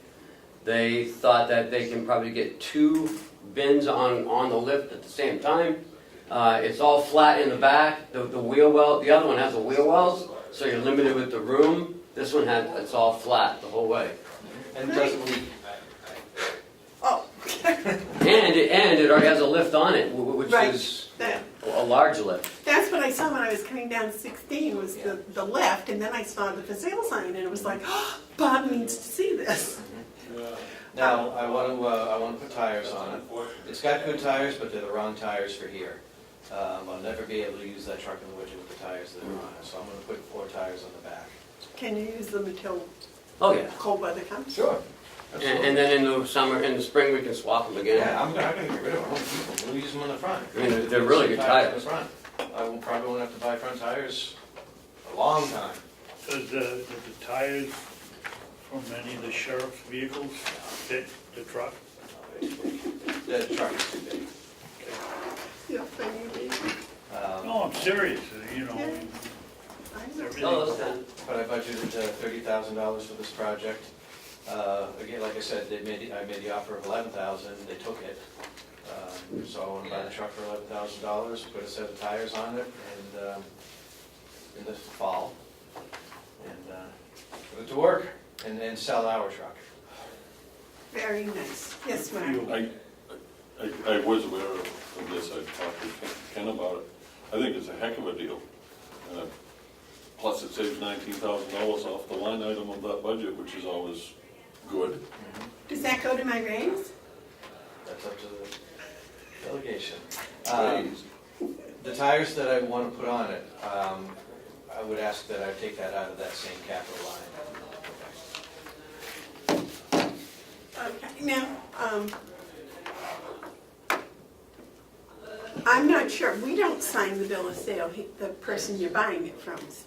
So what is it you want from us? Permission to buy the truck. Okay. Gentlemen, either one of you wish to make that motion? I'll make a motion to authorize,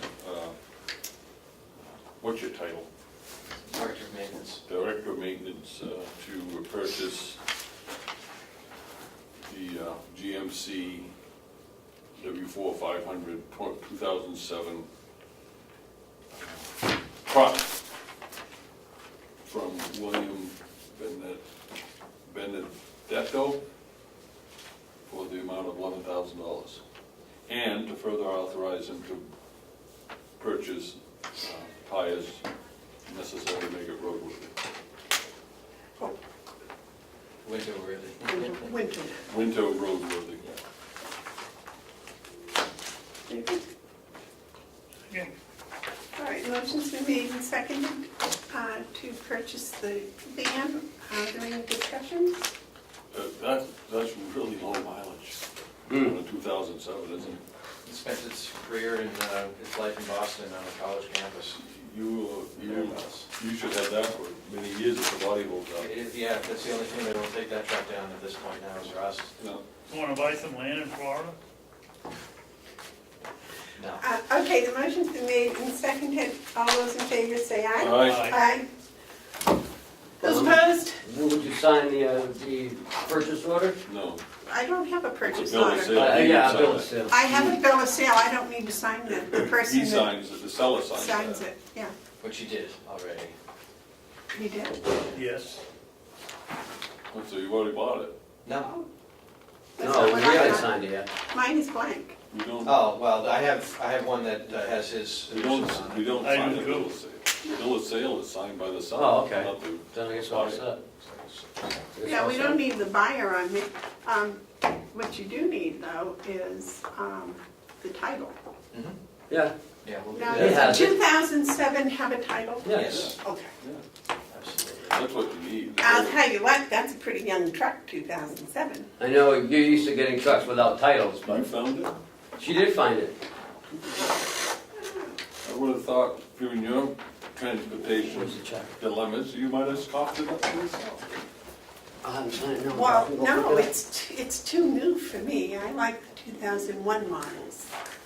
We have a slightly used box truck, 2004 box truck, if you're interested. No, that's too new for me. I like the other. What did you hit with your truck? 57 Studebaker. Why's the fender on, why's the back bumper on a slant? Because that back bumper came from my original truck. So you put it on crooked? No, Purpose? it came, my original truck had some abuse. But it needed a bumper, so I took the bumper out of my original truck and put it on my new truck. So now, Is that when you found out that the back was tilted? the bumper? The whole thing, you look at it, it's Did you like put it on that. straight when you put it The on? bumper, no, the bumper couldn't be straightened out.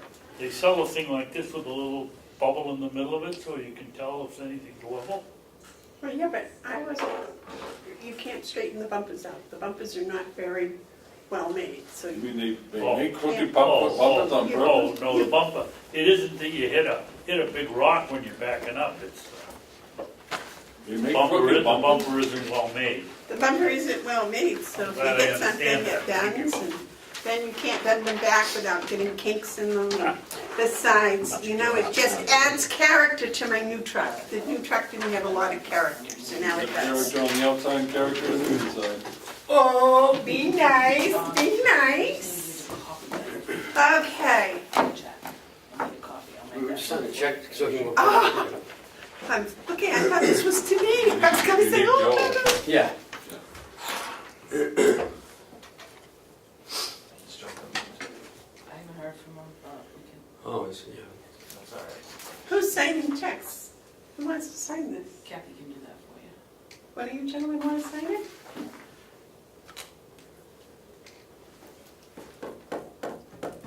Now, Bob, on the one that you're selling, are you going to put that on, Craigslist. Thank you. sounds like it. Do we also put it on our website? Yeah. Imagine so. And will it go out for bid, Oh, like the sheriff does with his cars? Yes. Okay, good. So anybody that's watching, we have a vehicle for sale. she's just looking at it now. All right, and do you have anything else with us today, dear? I do not. So how long will it take DirecTV to hook everything up? Well, they're gonna do the majority of the work today, I imagine, probably be back for another day. So it'll be up and running probably by the weekend. We'll be ready to. We won't flip the switch, we have to have a couple of meetings, organize channel layout. and- Oh, yeah, yeah, yeah. and Okay. Things like that. I have to get Susan involved.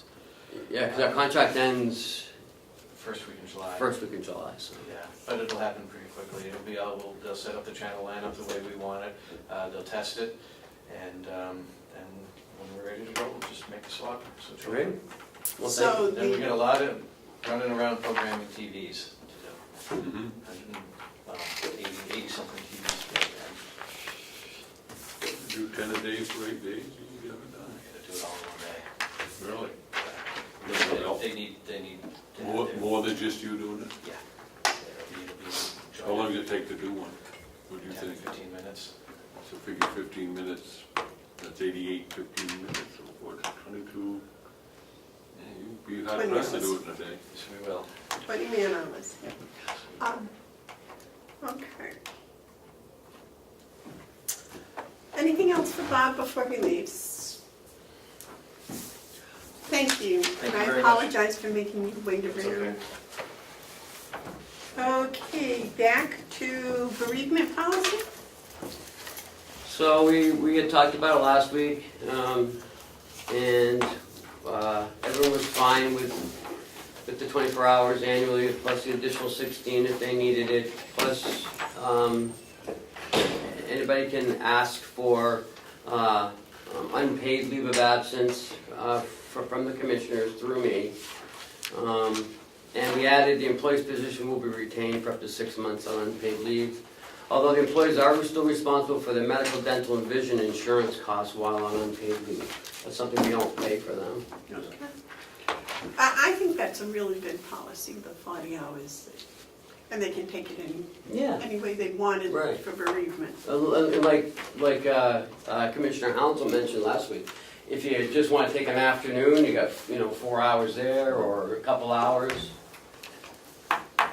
All right, yes, sir. Yeah, I'm fine with this. Where it says unpaid leave, it sounds, just reading that, it sounds like we're going to allow for you to come in and request unpaid leave for any reason. But the policy says that under this policy, meaning the bereavement policy, you ask. You can't come in and ask for an unpaid leave because they want to, they want to go to school. Take a sabbatical or Yeah. Well, you're right, it's just under this Under this policy. Each policy has its own unpaid leave clause. Well, not each policy. FMLA has one, right? Yeah, the FMLA, yeah. Yeah. Okay, gentlemen, I await a motion to accept this policy. So move. You want a second? Second. Okay, motion's been made and seconded to accept the bereavement policy. Is there any discussion? If not, all those in favor say aye. Aye. Aye. Is this, can I sign this one? Yeah, either one, doesn't matter.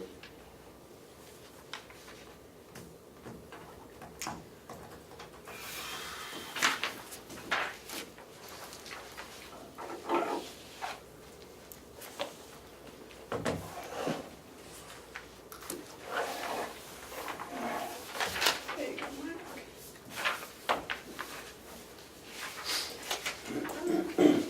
The next is the travel reimbursement policy. Mm-hmm.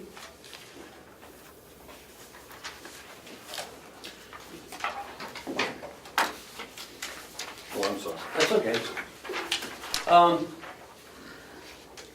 So I've been working on this travel reimbursement policy. I cleaned it up like you asked me to do. It's ready for acceptance. The only thing I'd like to do is I'll make a motion to accept with the change of June 16th to June 13th. Oh, sorry, June yes. 6th to June 13th. I'll make that motion. David? Second? Yeah. Okay, motion's been made and seconded. Is there any discussion? David? No. Oh, I thought you had some discussion about that. I have one. So some people think that there's currently a policy for travel that we currently have a policy. Well, there is a business-related travel policy, But it was never adopted by the county commissioners. It was never signed, never adopted. Representative Cordelli said he, you know, we have one, but it's never been signed, so we don't really have one. I brought up our policy manual to see if it was in there, and it's not. So he stated that he will have the critique auditor look at that. I don't know why, but Well, 'cause he said Should we something. have more of a policy than just the travel reimbursement policy? no, I don't think we need it. Like, Mark? That travel policy was not established for any company car. I'm frankly sick and tired of listening to procedures and they're not right, and they're not this. If you tell somebody that this is the way it's gonna be, that's the way it should be. And the policy that we were talking about, or when I wasn't even in the delegation, sitting out there and listening to it, was if you were gonna go for a trip to Seattle, or you were gonna go, it had to be approved by your superior. It had nothing to do with automobiles or driving or what this one here, your good idea of having a company car. And everybody's known since the day we got that car that it was available, and if they didn't want to do it, or they found it quote-unquote inconvenient, that's their problem. If we made it, it was established, and whether it's in writing or not in writing, it was the rule that you check and see if the car is available, or you don't get paid mileage. Mark? I like this policy, this one that we worked on, and I think it's absolutely in line with what the desires of the commissioner is. And so I support it, and I'm willing to make a motion, and I think I can make a motion that takes care of Representative Cordelli's concerns. If I can be recognized to make a motion. There's already a motion on the table. Okay, so I want to amend that motion. Okay. Did I make that motion before? Yes. Yes, and I Can second we it. can we simply withdraw it so I can make a clean one? I'll take my second back. Thank you. Notwithstanding any other policy validated by commissioner's signature or not, I move that we adopt the travel reimbursement policy dated June 13th. Second. Now, the reason for that, Madam Chairman, is that makes that move, doesn't matter, that's out of the discussion. Later on in the commissioner's update, I get some ideas about the whole policy approach, so I don't want to muddy this conversation up. This is a good policy, and we should adopt it, and we should insist that everyone understand that we are going to monitor its implementation, and our expectations will be adhered to, and it's simple. Okay, well, this was part of that.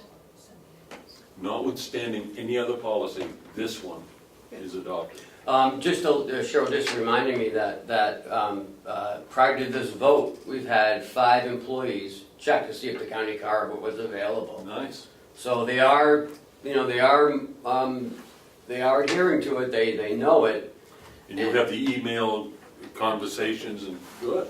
Well, and I think part of the problem, whether that was or wasn't a policy or whatever, was nobody was really aware of it. We'll give it that. You know, so people We'll give it that. people can't follow the rules if they don't know what the rules are. Moving forward. That's called a dictatorship, isn't it? When you have rules and nobody knows what they are. No, that's called failure to communicate. Okay. If you got rules, everyone should know what they are. But if they don't, but now everybody knows what our rules are for this.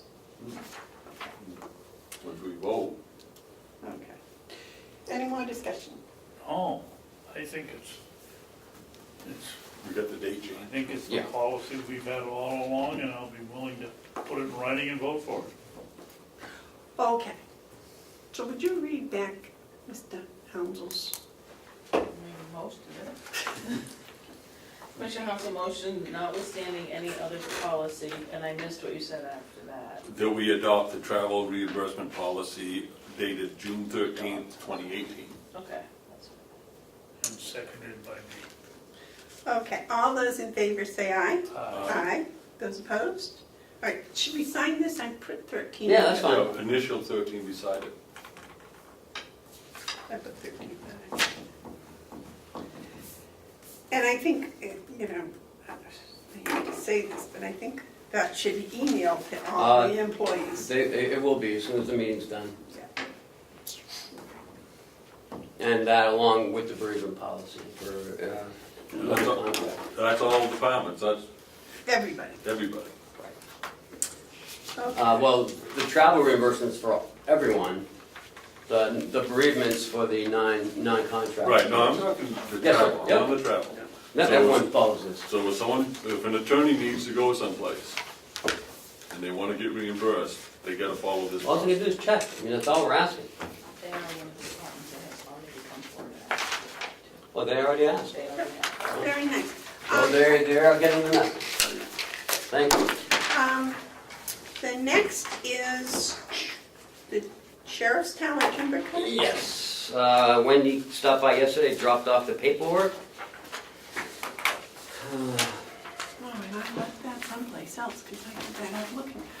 So, Excuse me.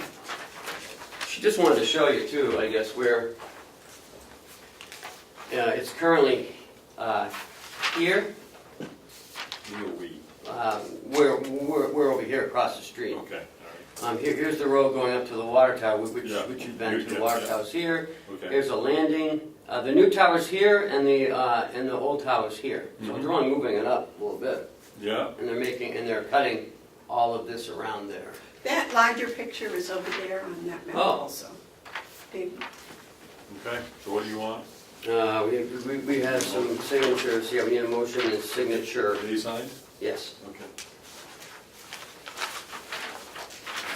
We have 2 copies of the wetlands forestry notification. How would we do this? Motion would be to, Well, there's a place here for 3 people to sign, so probably all 3 of us should sign it.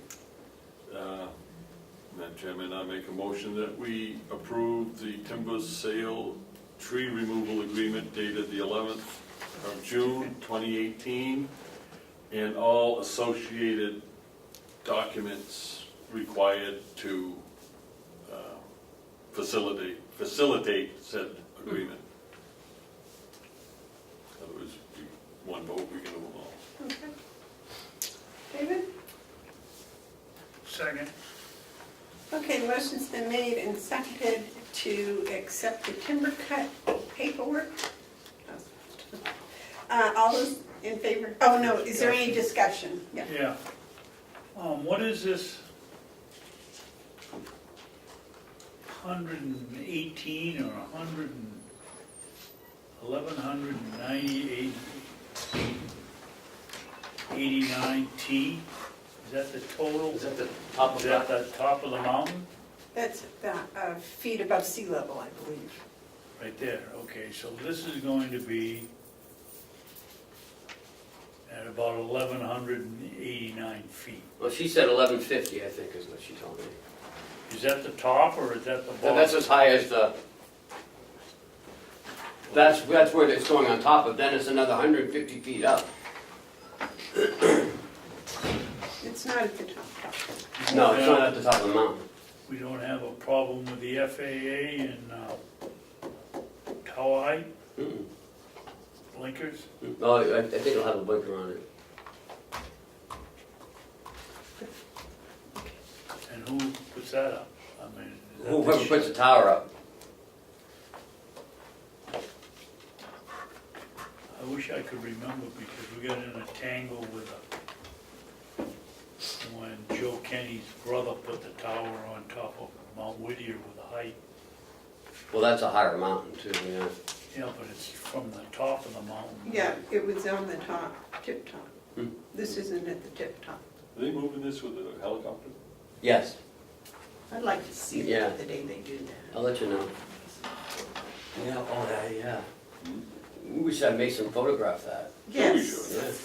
Yeah. And what is this pole for temporary? Are they gonna put up a temporary tower while they get I don't know what place? that, I don't know what that is. This is for the logging, not for the towering. So, Why would we be putting a pole up if we're taking down the trees? It might be for our electrical service. I think that We're gonna run the pole- chainsaws on electricity or no, what? I Well, no. think that pole forward, I think that is they're going to cross a brook and they're gonna use poles to do it with. I think that's what a pole forward is. Maybe you're right, let's see.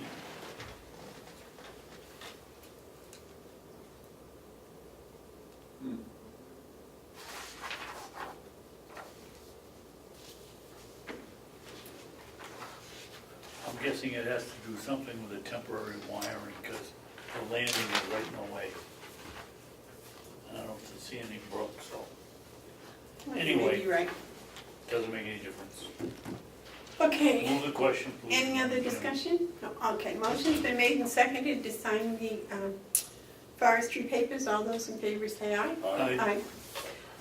Now, I don't know, there's no lines here. We have purchaser and seller, but there aren't enough lines. But I think all three commissioners ought to be signing these, so we can just make an extra line. How's that sound?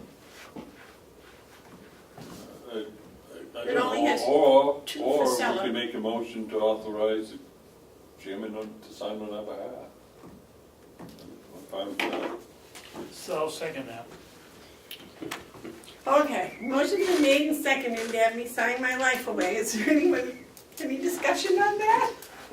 All those in favor say aye. Aye. Aye, geez. Well, you're gonna go to jail for a long, long time. Yeah, but they got a nice, I hope they got good good teeth. facility. We can get you out on like work release. You can work on the farm. There you go, I'd be just happy as a clam. But they gotta have a, keep Mr. Babson's I've always endorsement. thought you look good in orange anyway. Actually, I prefer pink. Maybe we could get them to change the colors for the Well, ladies. put some bleach in the orange and you'll be all set. I don't know if that works with that color, that cold water they use. Oh, it's better. Was there a third one? No, that's all. Okay. Okay. Next is Hale's location, which I don't have that. No, we have nothing for Hales. Oh. Yellow folder, We have nothing in the yellow folder. administrator updates. Yeah. Finishing off your date, you can put a date in there.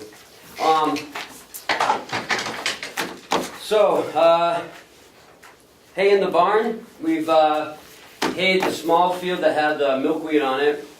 We've hayed the blueberry field, and we have 1,095 bales in the barn. We sold 200 bales so far. Is that included in the 1,095 or No. is it another 200? Well, Are we talking about 1,295 and we've sold 200, or are we talking about 1,095 in the barn after selling the 200. So yes, after? 1,295. So you've harvested 21.95? No. No. 12. 12. $12.95. How much you getting, Brian? 1,095 Oh, as of last night. okay. Was the barn empty? Oh yeah. The milkweed, is that included in the bales, or did they get harvested, or what's going on? That got harvested because there was very little milkweed to start the first crop. Okay. It opens up a little place so it can really get cut. Okay, so It's there, but it's just. it's not in the hay. No. There may be a piece here and there, but So we have fine quality hay. absolutely. Yeah. It's some good looking hay, is what Will said. Good.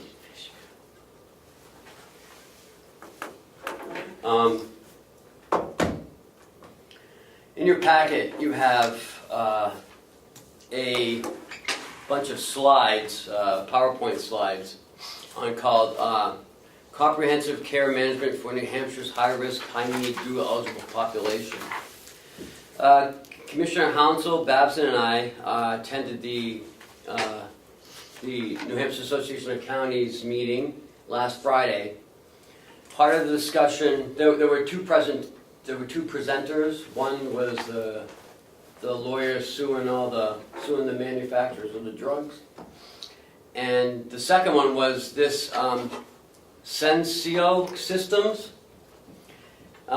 Stratford County is moving forward with a virtual PACE model, and they did say that Carroll County, they'd like us to participate in it as a test site.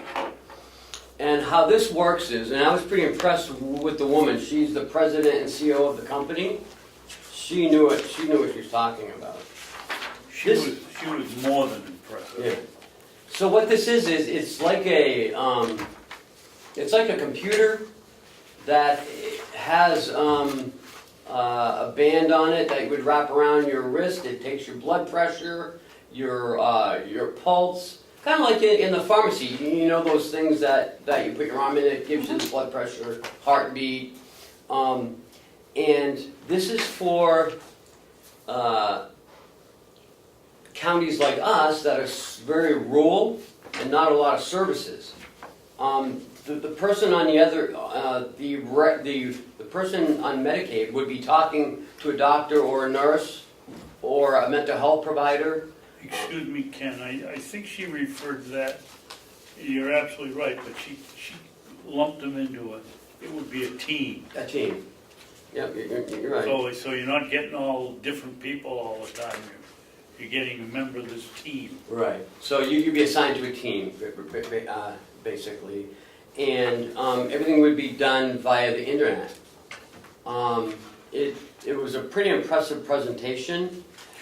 I just wanted to let you know that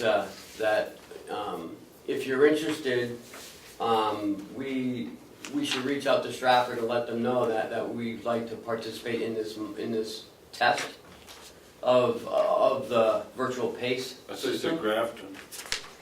I Hmm? thought you said Grafton No. wanted us to participate. No. Stratford is their own PACE. Stratford. Yes.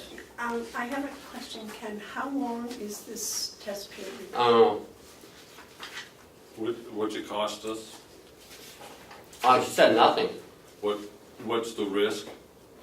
Again, I don't know.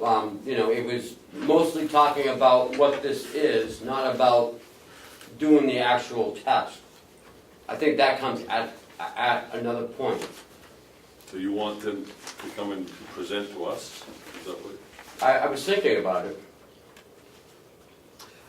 What is it that you're seeking for us to do? What would you like us to do with this? I'd like to look more into utilizing a PACE. I'll make that motion that we authorize the administrator to look into the opportunities with PACE program.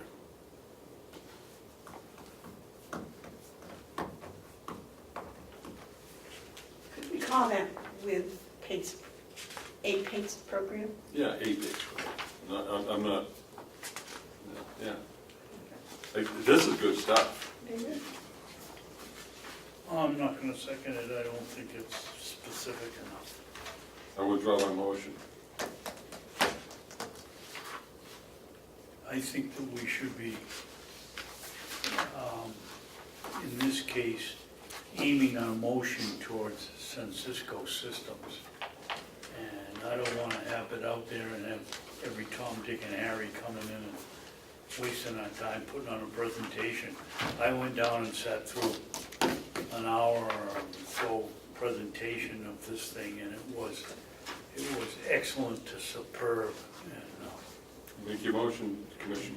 I'll make a motion that we have Sensisco Systems come in here and give us a presentation and how it would be, not interlocked, what's the word I'm looking for?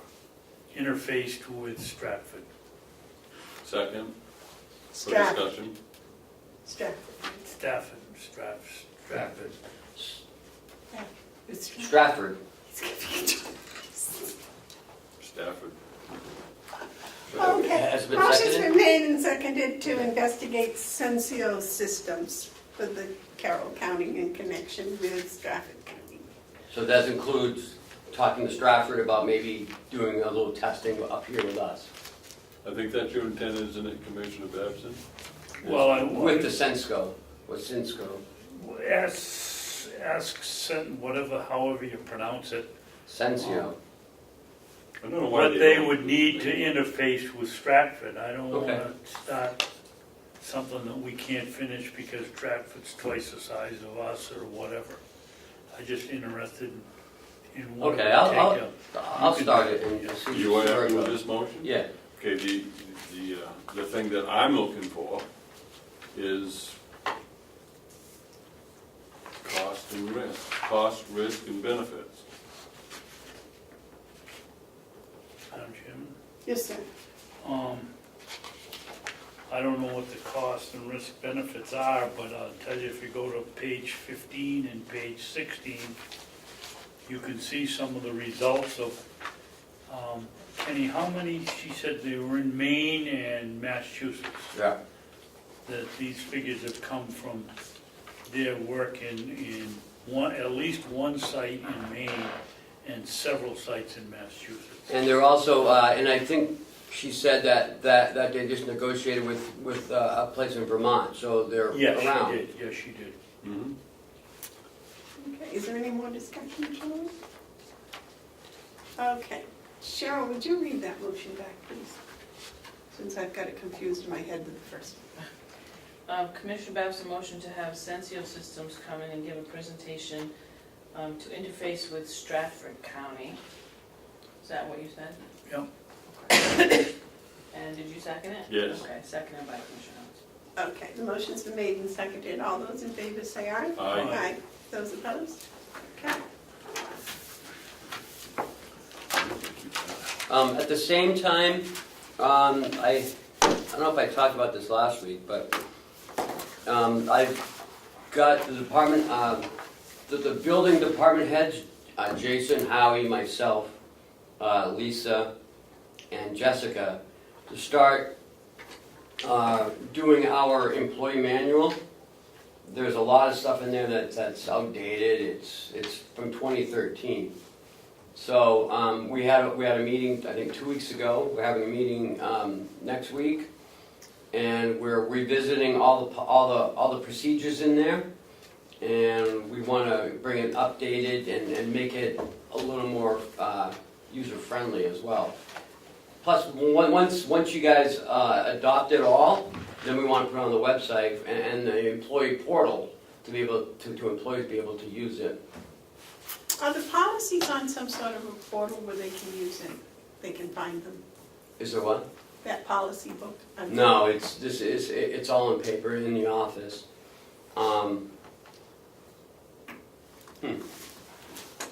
Just a thought. Yeah. Mark? This leads into one of the things I got under commissioners update, so I'm just gonna jump in and join this administrative update. Both policies relating to the employee's handbook and other policies should be reviewed, and they should be reviewed on an ongoing, consistent rollover basis.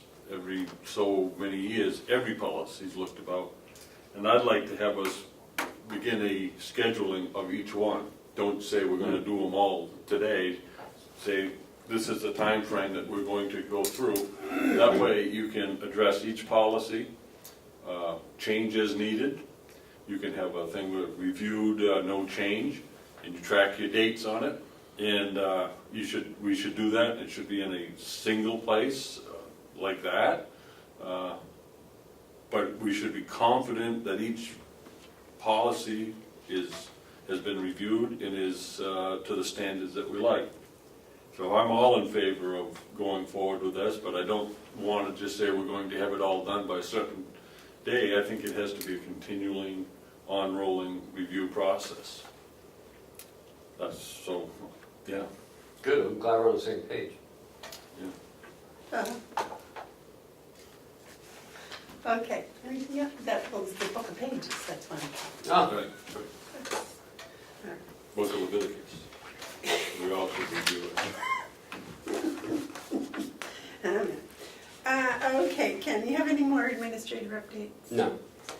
Are there any other commissioner updates? I have 3. He Okay. didn't finish, he said he had 3. Oh, okay, go ahead, Mark. Last week, Commissioner Babson raised the question, I answered yes, and I just want to give the backup to it. He had asked if the county tax rate went down in 17, so I'm handing you this. This is from the Town of Conway's annual report. You got one? No, I can get it back to you. And as you can see, it went down 1.35% from 2016 to 2017. So that is the evidence of the comments we made that taxes, county tax rate went down in 17.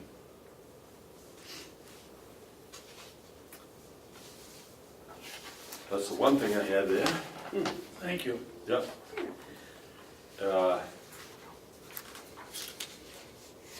Okay, this one we've been talking about for quite some time, but we never really talk about it here. We talk about it. I am more than concerned about the extended hours that our staff is working beyond their 8 a day. To me, it's gotten into a critical area where I have concerns about their health and well-being. A person is only expected to work a certain amount of days each day, and after a while, it is detrimental to their health, and it's also detrimental to the efficiency of this operation. The burden of not having enough staff in the office should not fall totally on those people who remain in the office. So I would like to have us discuss limiting the time of day or the ending day by which employees are allowed to work without permission from a supervisor.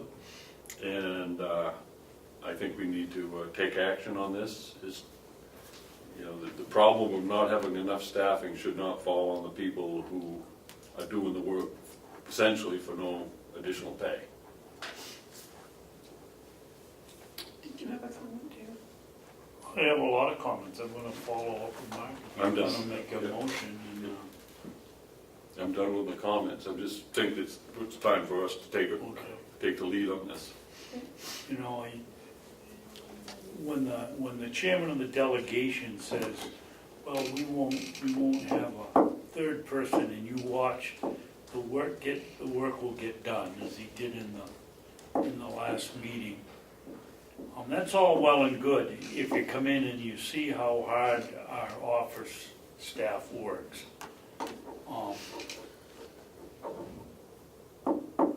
I would second a motion of Mark's. The only other thing that I would suggest, or that I can see as a remedy, is we pay our help on an hourly wage instead of a salary. This young lady comes in here, snow, sleet, bad driving conditions, at 6 o'clock in the morning to 7 every day.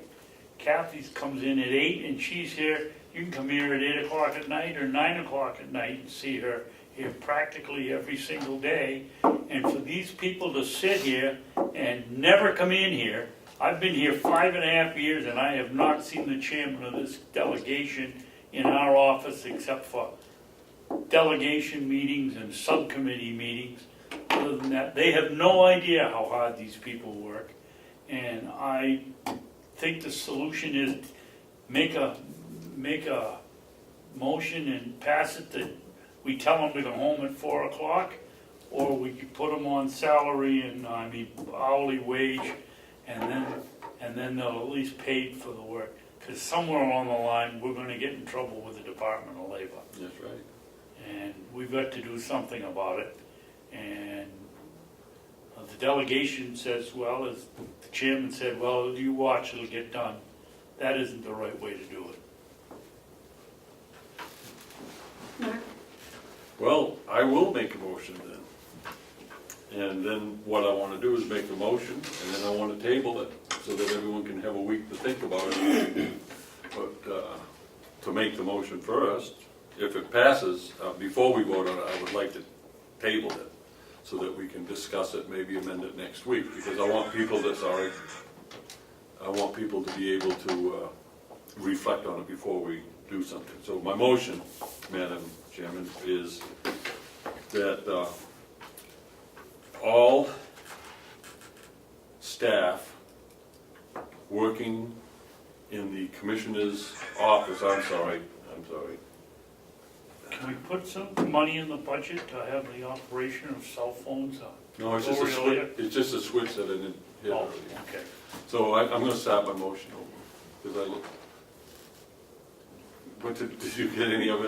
John's a motion that all staff working in the commissioner's office. Be instructed to, end their workday by 5 p.m. Monday through Fridays. And that weekend work has to be authorized and approved by the county administrator. I'll second that. Now, the reason I think that we should table this before we vote today is I think that that motion reflects our desire, but we may want to fine tune this because we should see how this actually impacts. And I think we would know that in a week. So I'd like to make a motion that we make this a special order of business for June 27th, which puts it on the agenda. That's 2 weeks. It is 2 weeks? Mhm. Oh, 20th, excuse me. Do we have a second? Motion I'll to second. special order of business. So the motion's been made and seconded to make the original motion a special order of business. Yeah, Is that correct? yeah. Is there any discussion? What that does is when we come into, that we don't have to make the motion again, it comes before us, and if we need to amend it, we can at that time.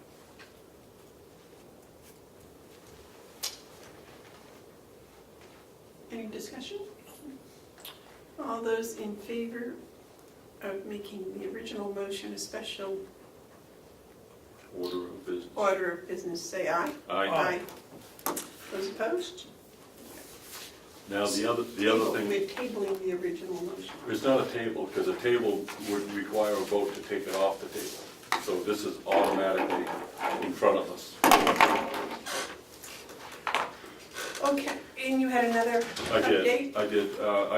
Last week I presented a draft of what I recommended for the commissioner's report.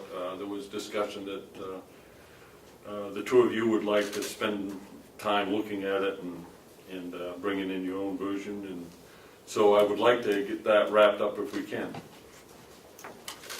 David, did you bring in yours? No. We do have the correct figures from the business office and the treasurer, so we're comfortable with the final number. I think we wish to have that, a paragraph removed.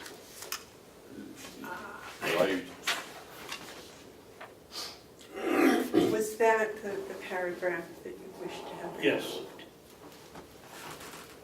No, Fourth paragraph, I think. fourth paragraph right there. No, wait a minute.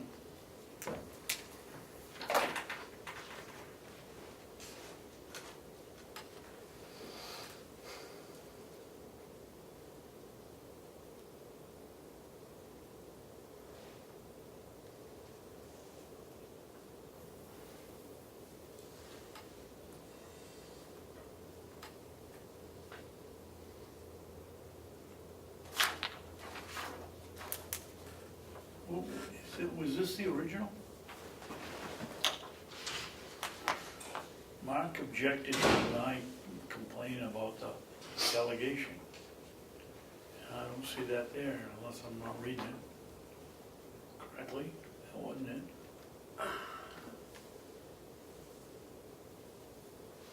right here. This, sorry. Mark was We're- correct. we're- Fourth we're paragraph. approving, we're gonna approve that sentence. But I'm gonna stick with my comments, That you'd like the whole thing removed. yes.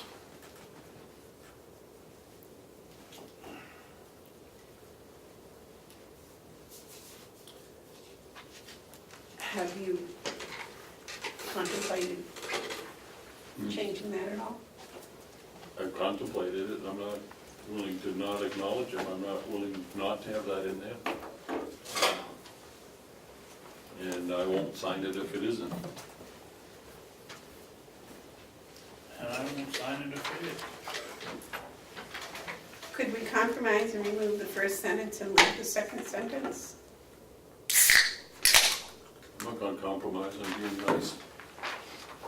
Remove the first sentence and leave the second?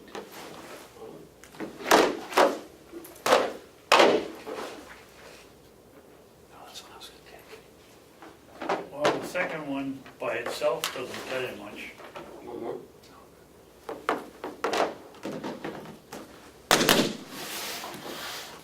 One more? No, thank you.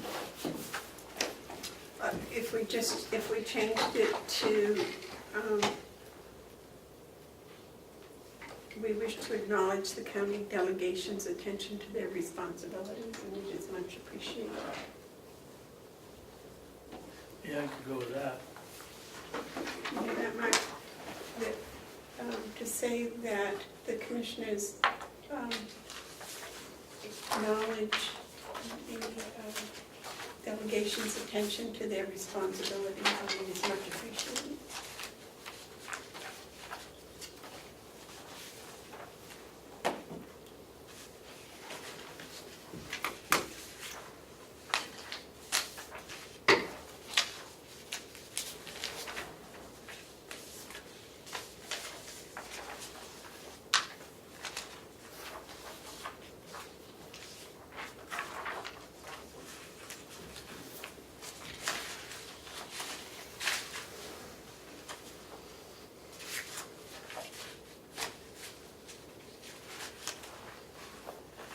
You'd have to write out what you want to That's see, what I'm doing. because I can't.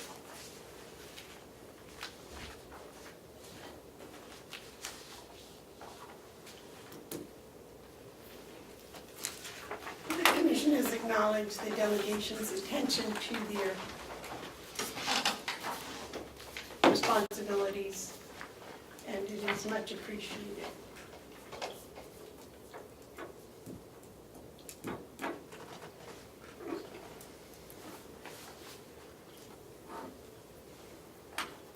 I don't think that's, I don't think that's enough. That's what I'm proposing. That's my compromise. Let's just compromise that.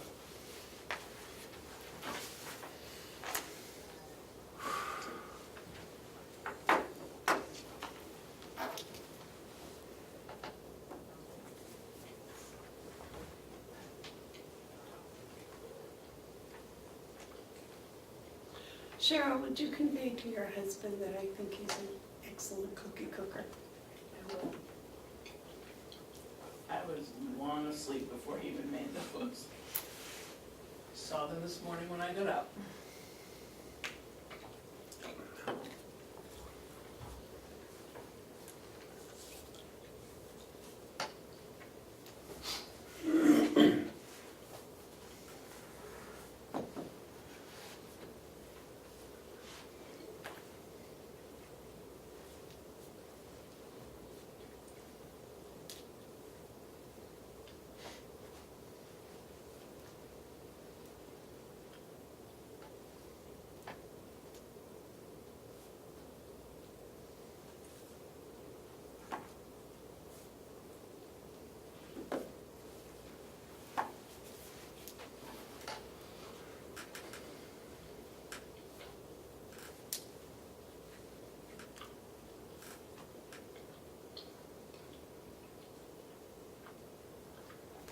How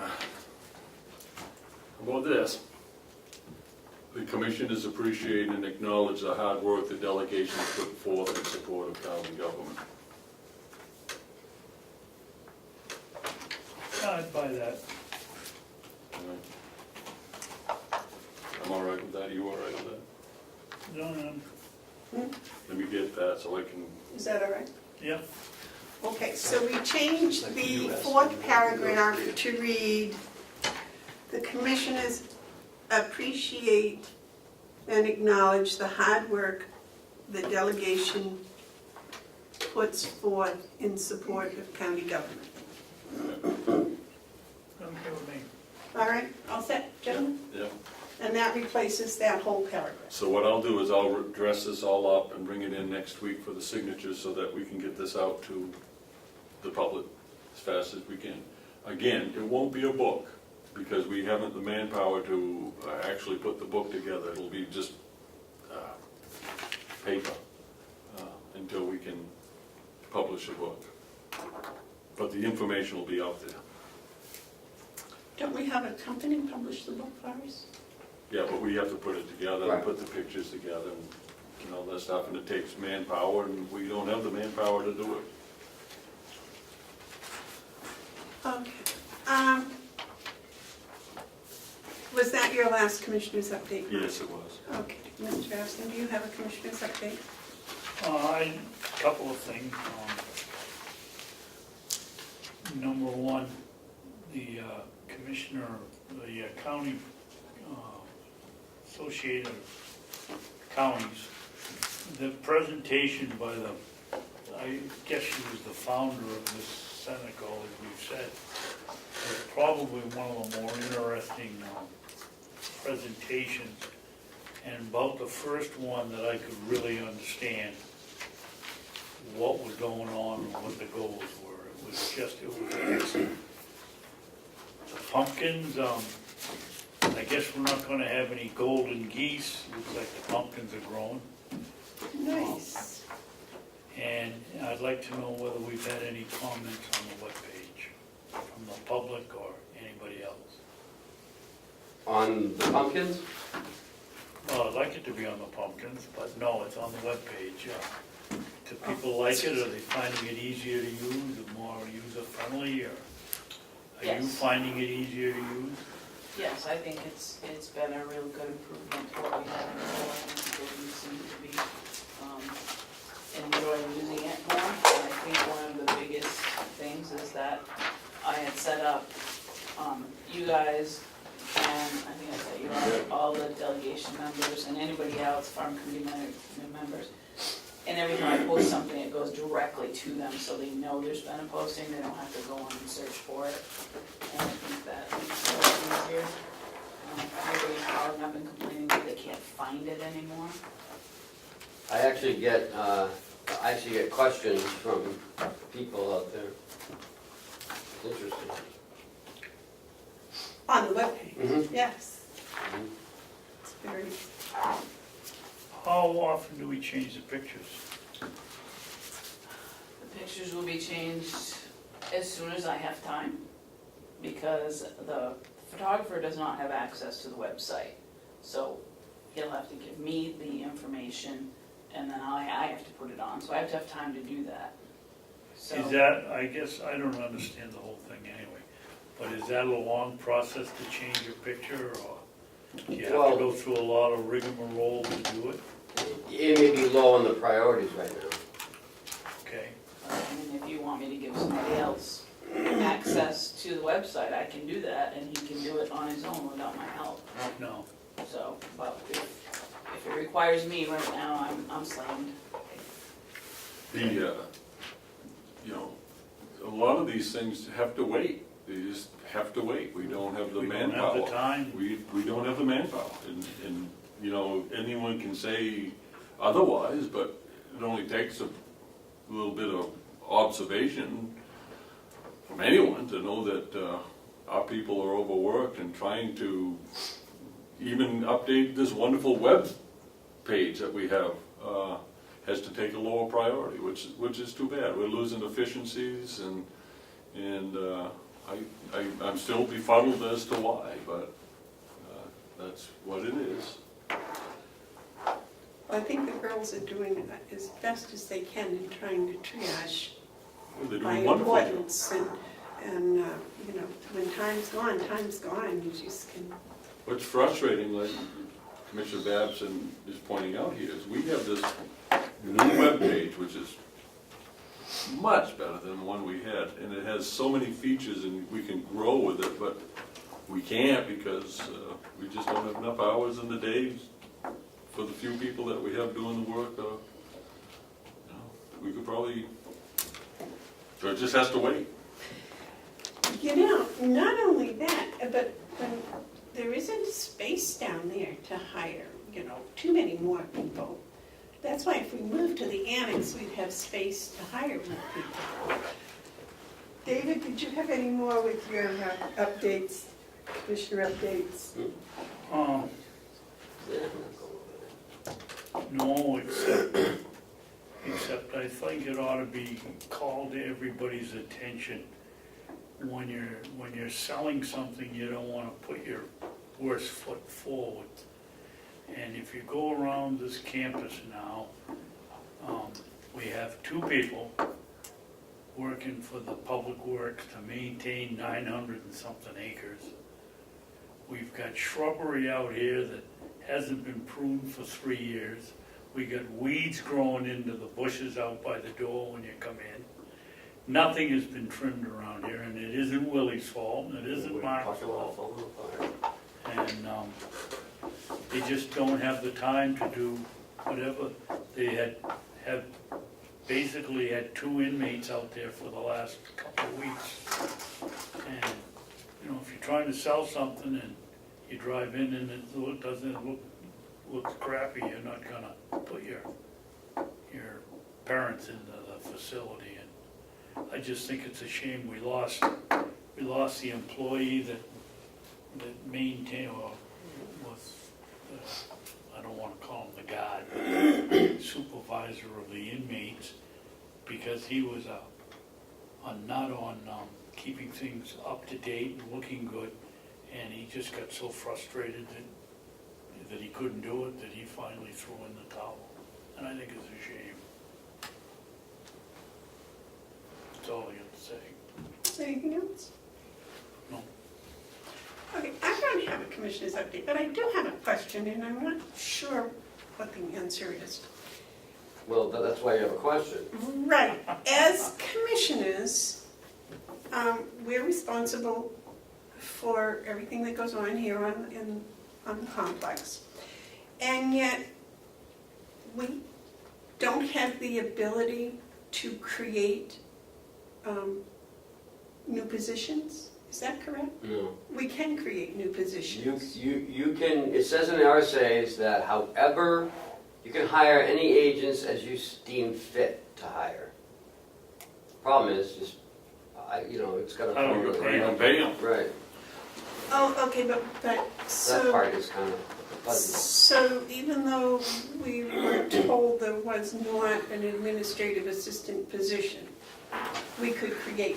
I could pay for it. Yes, absolutely. Those are 2 separate Okay, issues. all right. One is, we can create an administrative assistant position, Mm-hmm. and, I'll fill it. but we have the power to create it. We could create a 3rd position at the Department of Public Works.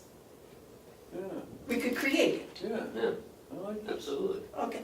We could create another position in the nursing home. We as commissioners could create this position and make a job description for it. And that's all legal? Yeah. That's all what we can do? Yeah. So why don't we do that? Well, that's what I'm thinking, if we do that, even though there's 0 funding, at least we would then have the position that we could talk about funding, I like it. maybe with the commission. You know, we have the delegation coming, and I believe that they may be talking about financing. And I'm just wondering if we create these positions, and we have the facts and the figures as to why they're necessary, why we, as the commissioners that are running the complex, feel that these positions are necessary. And that we've created these positions and we would like some funding to support them. So what if we were to make a motion to direct the administrator to create a job description for the two positions that we know we need, an administrative assistant and, I don't know what the other, were, public works employee or? Well, I don't know technically, because he worked with the inmates, whether he was however you put the job description in, there's no. No, We that have- position's yeah, we have that already position. done. I'm saying another position, and you know, it might actually, we could call it a lands maintainer, Groundskeeper. groundskeeper. Oh, I like that idea. Do you have a position, administrative assistant, already established? And do you have the pay raise, pay schedule for that? Do this other position that we're talking about, There was one. yeah, and he left, so that position remains. Is that position the one that should be perhaps a groundskeeper, maintenance worker slash groundskeeper? I mean, I don't know, what, I don't know which one you're referring to. Well, because I think the person, we have the top two positions. The person that left, his position has been filled, right? With Mark. Didn't Mark fill that? No, Mark was always here. what if we do? There were three positions. Basically, one of those three positions' job is to watch the inmates while they work, that they're not stashing stuff and they're not. Well, no, that's a position they're filling that, right? They're asking, Yeah. that one's Yeah, but already. they're filling that with a House of Corrections position. That's a House of Corrections well, position. they interviewed for somebody else too, I think. So what if we did this, what if we had Ken come back next week, reminding us of all these positions, if they're already there, reminding us and any recommendation for any revamping or rechanging, and then we can make a formal request to the delegation, if they come in July, to fund them. And let them say no, if that's what they're going to do, which is kind of a,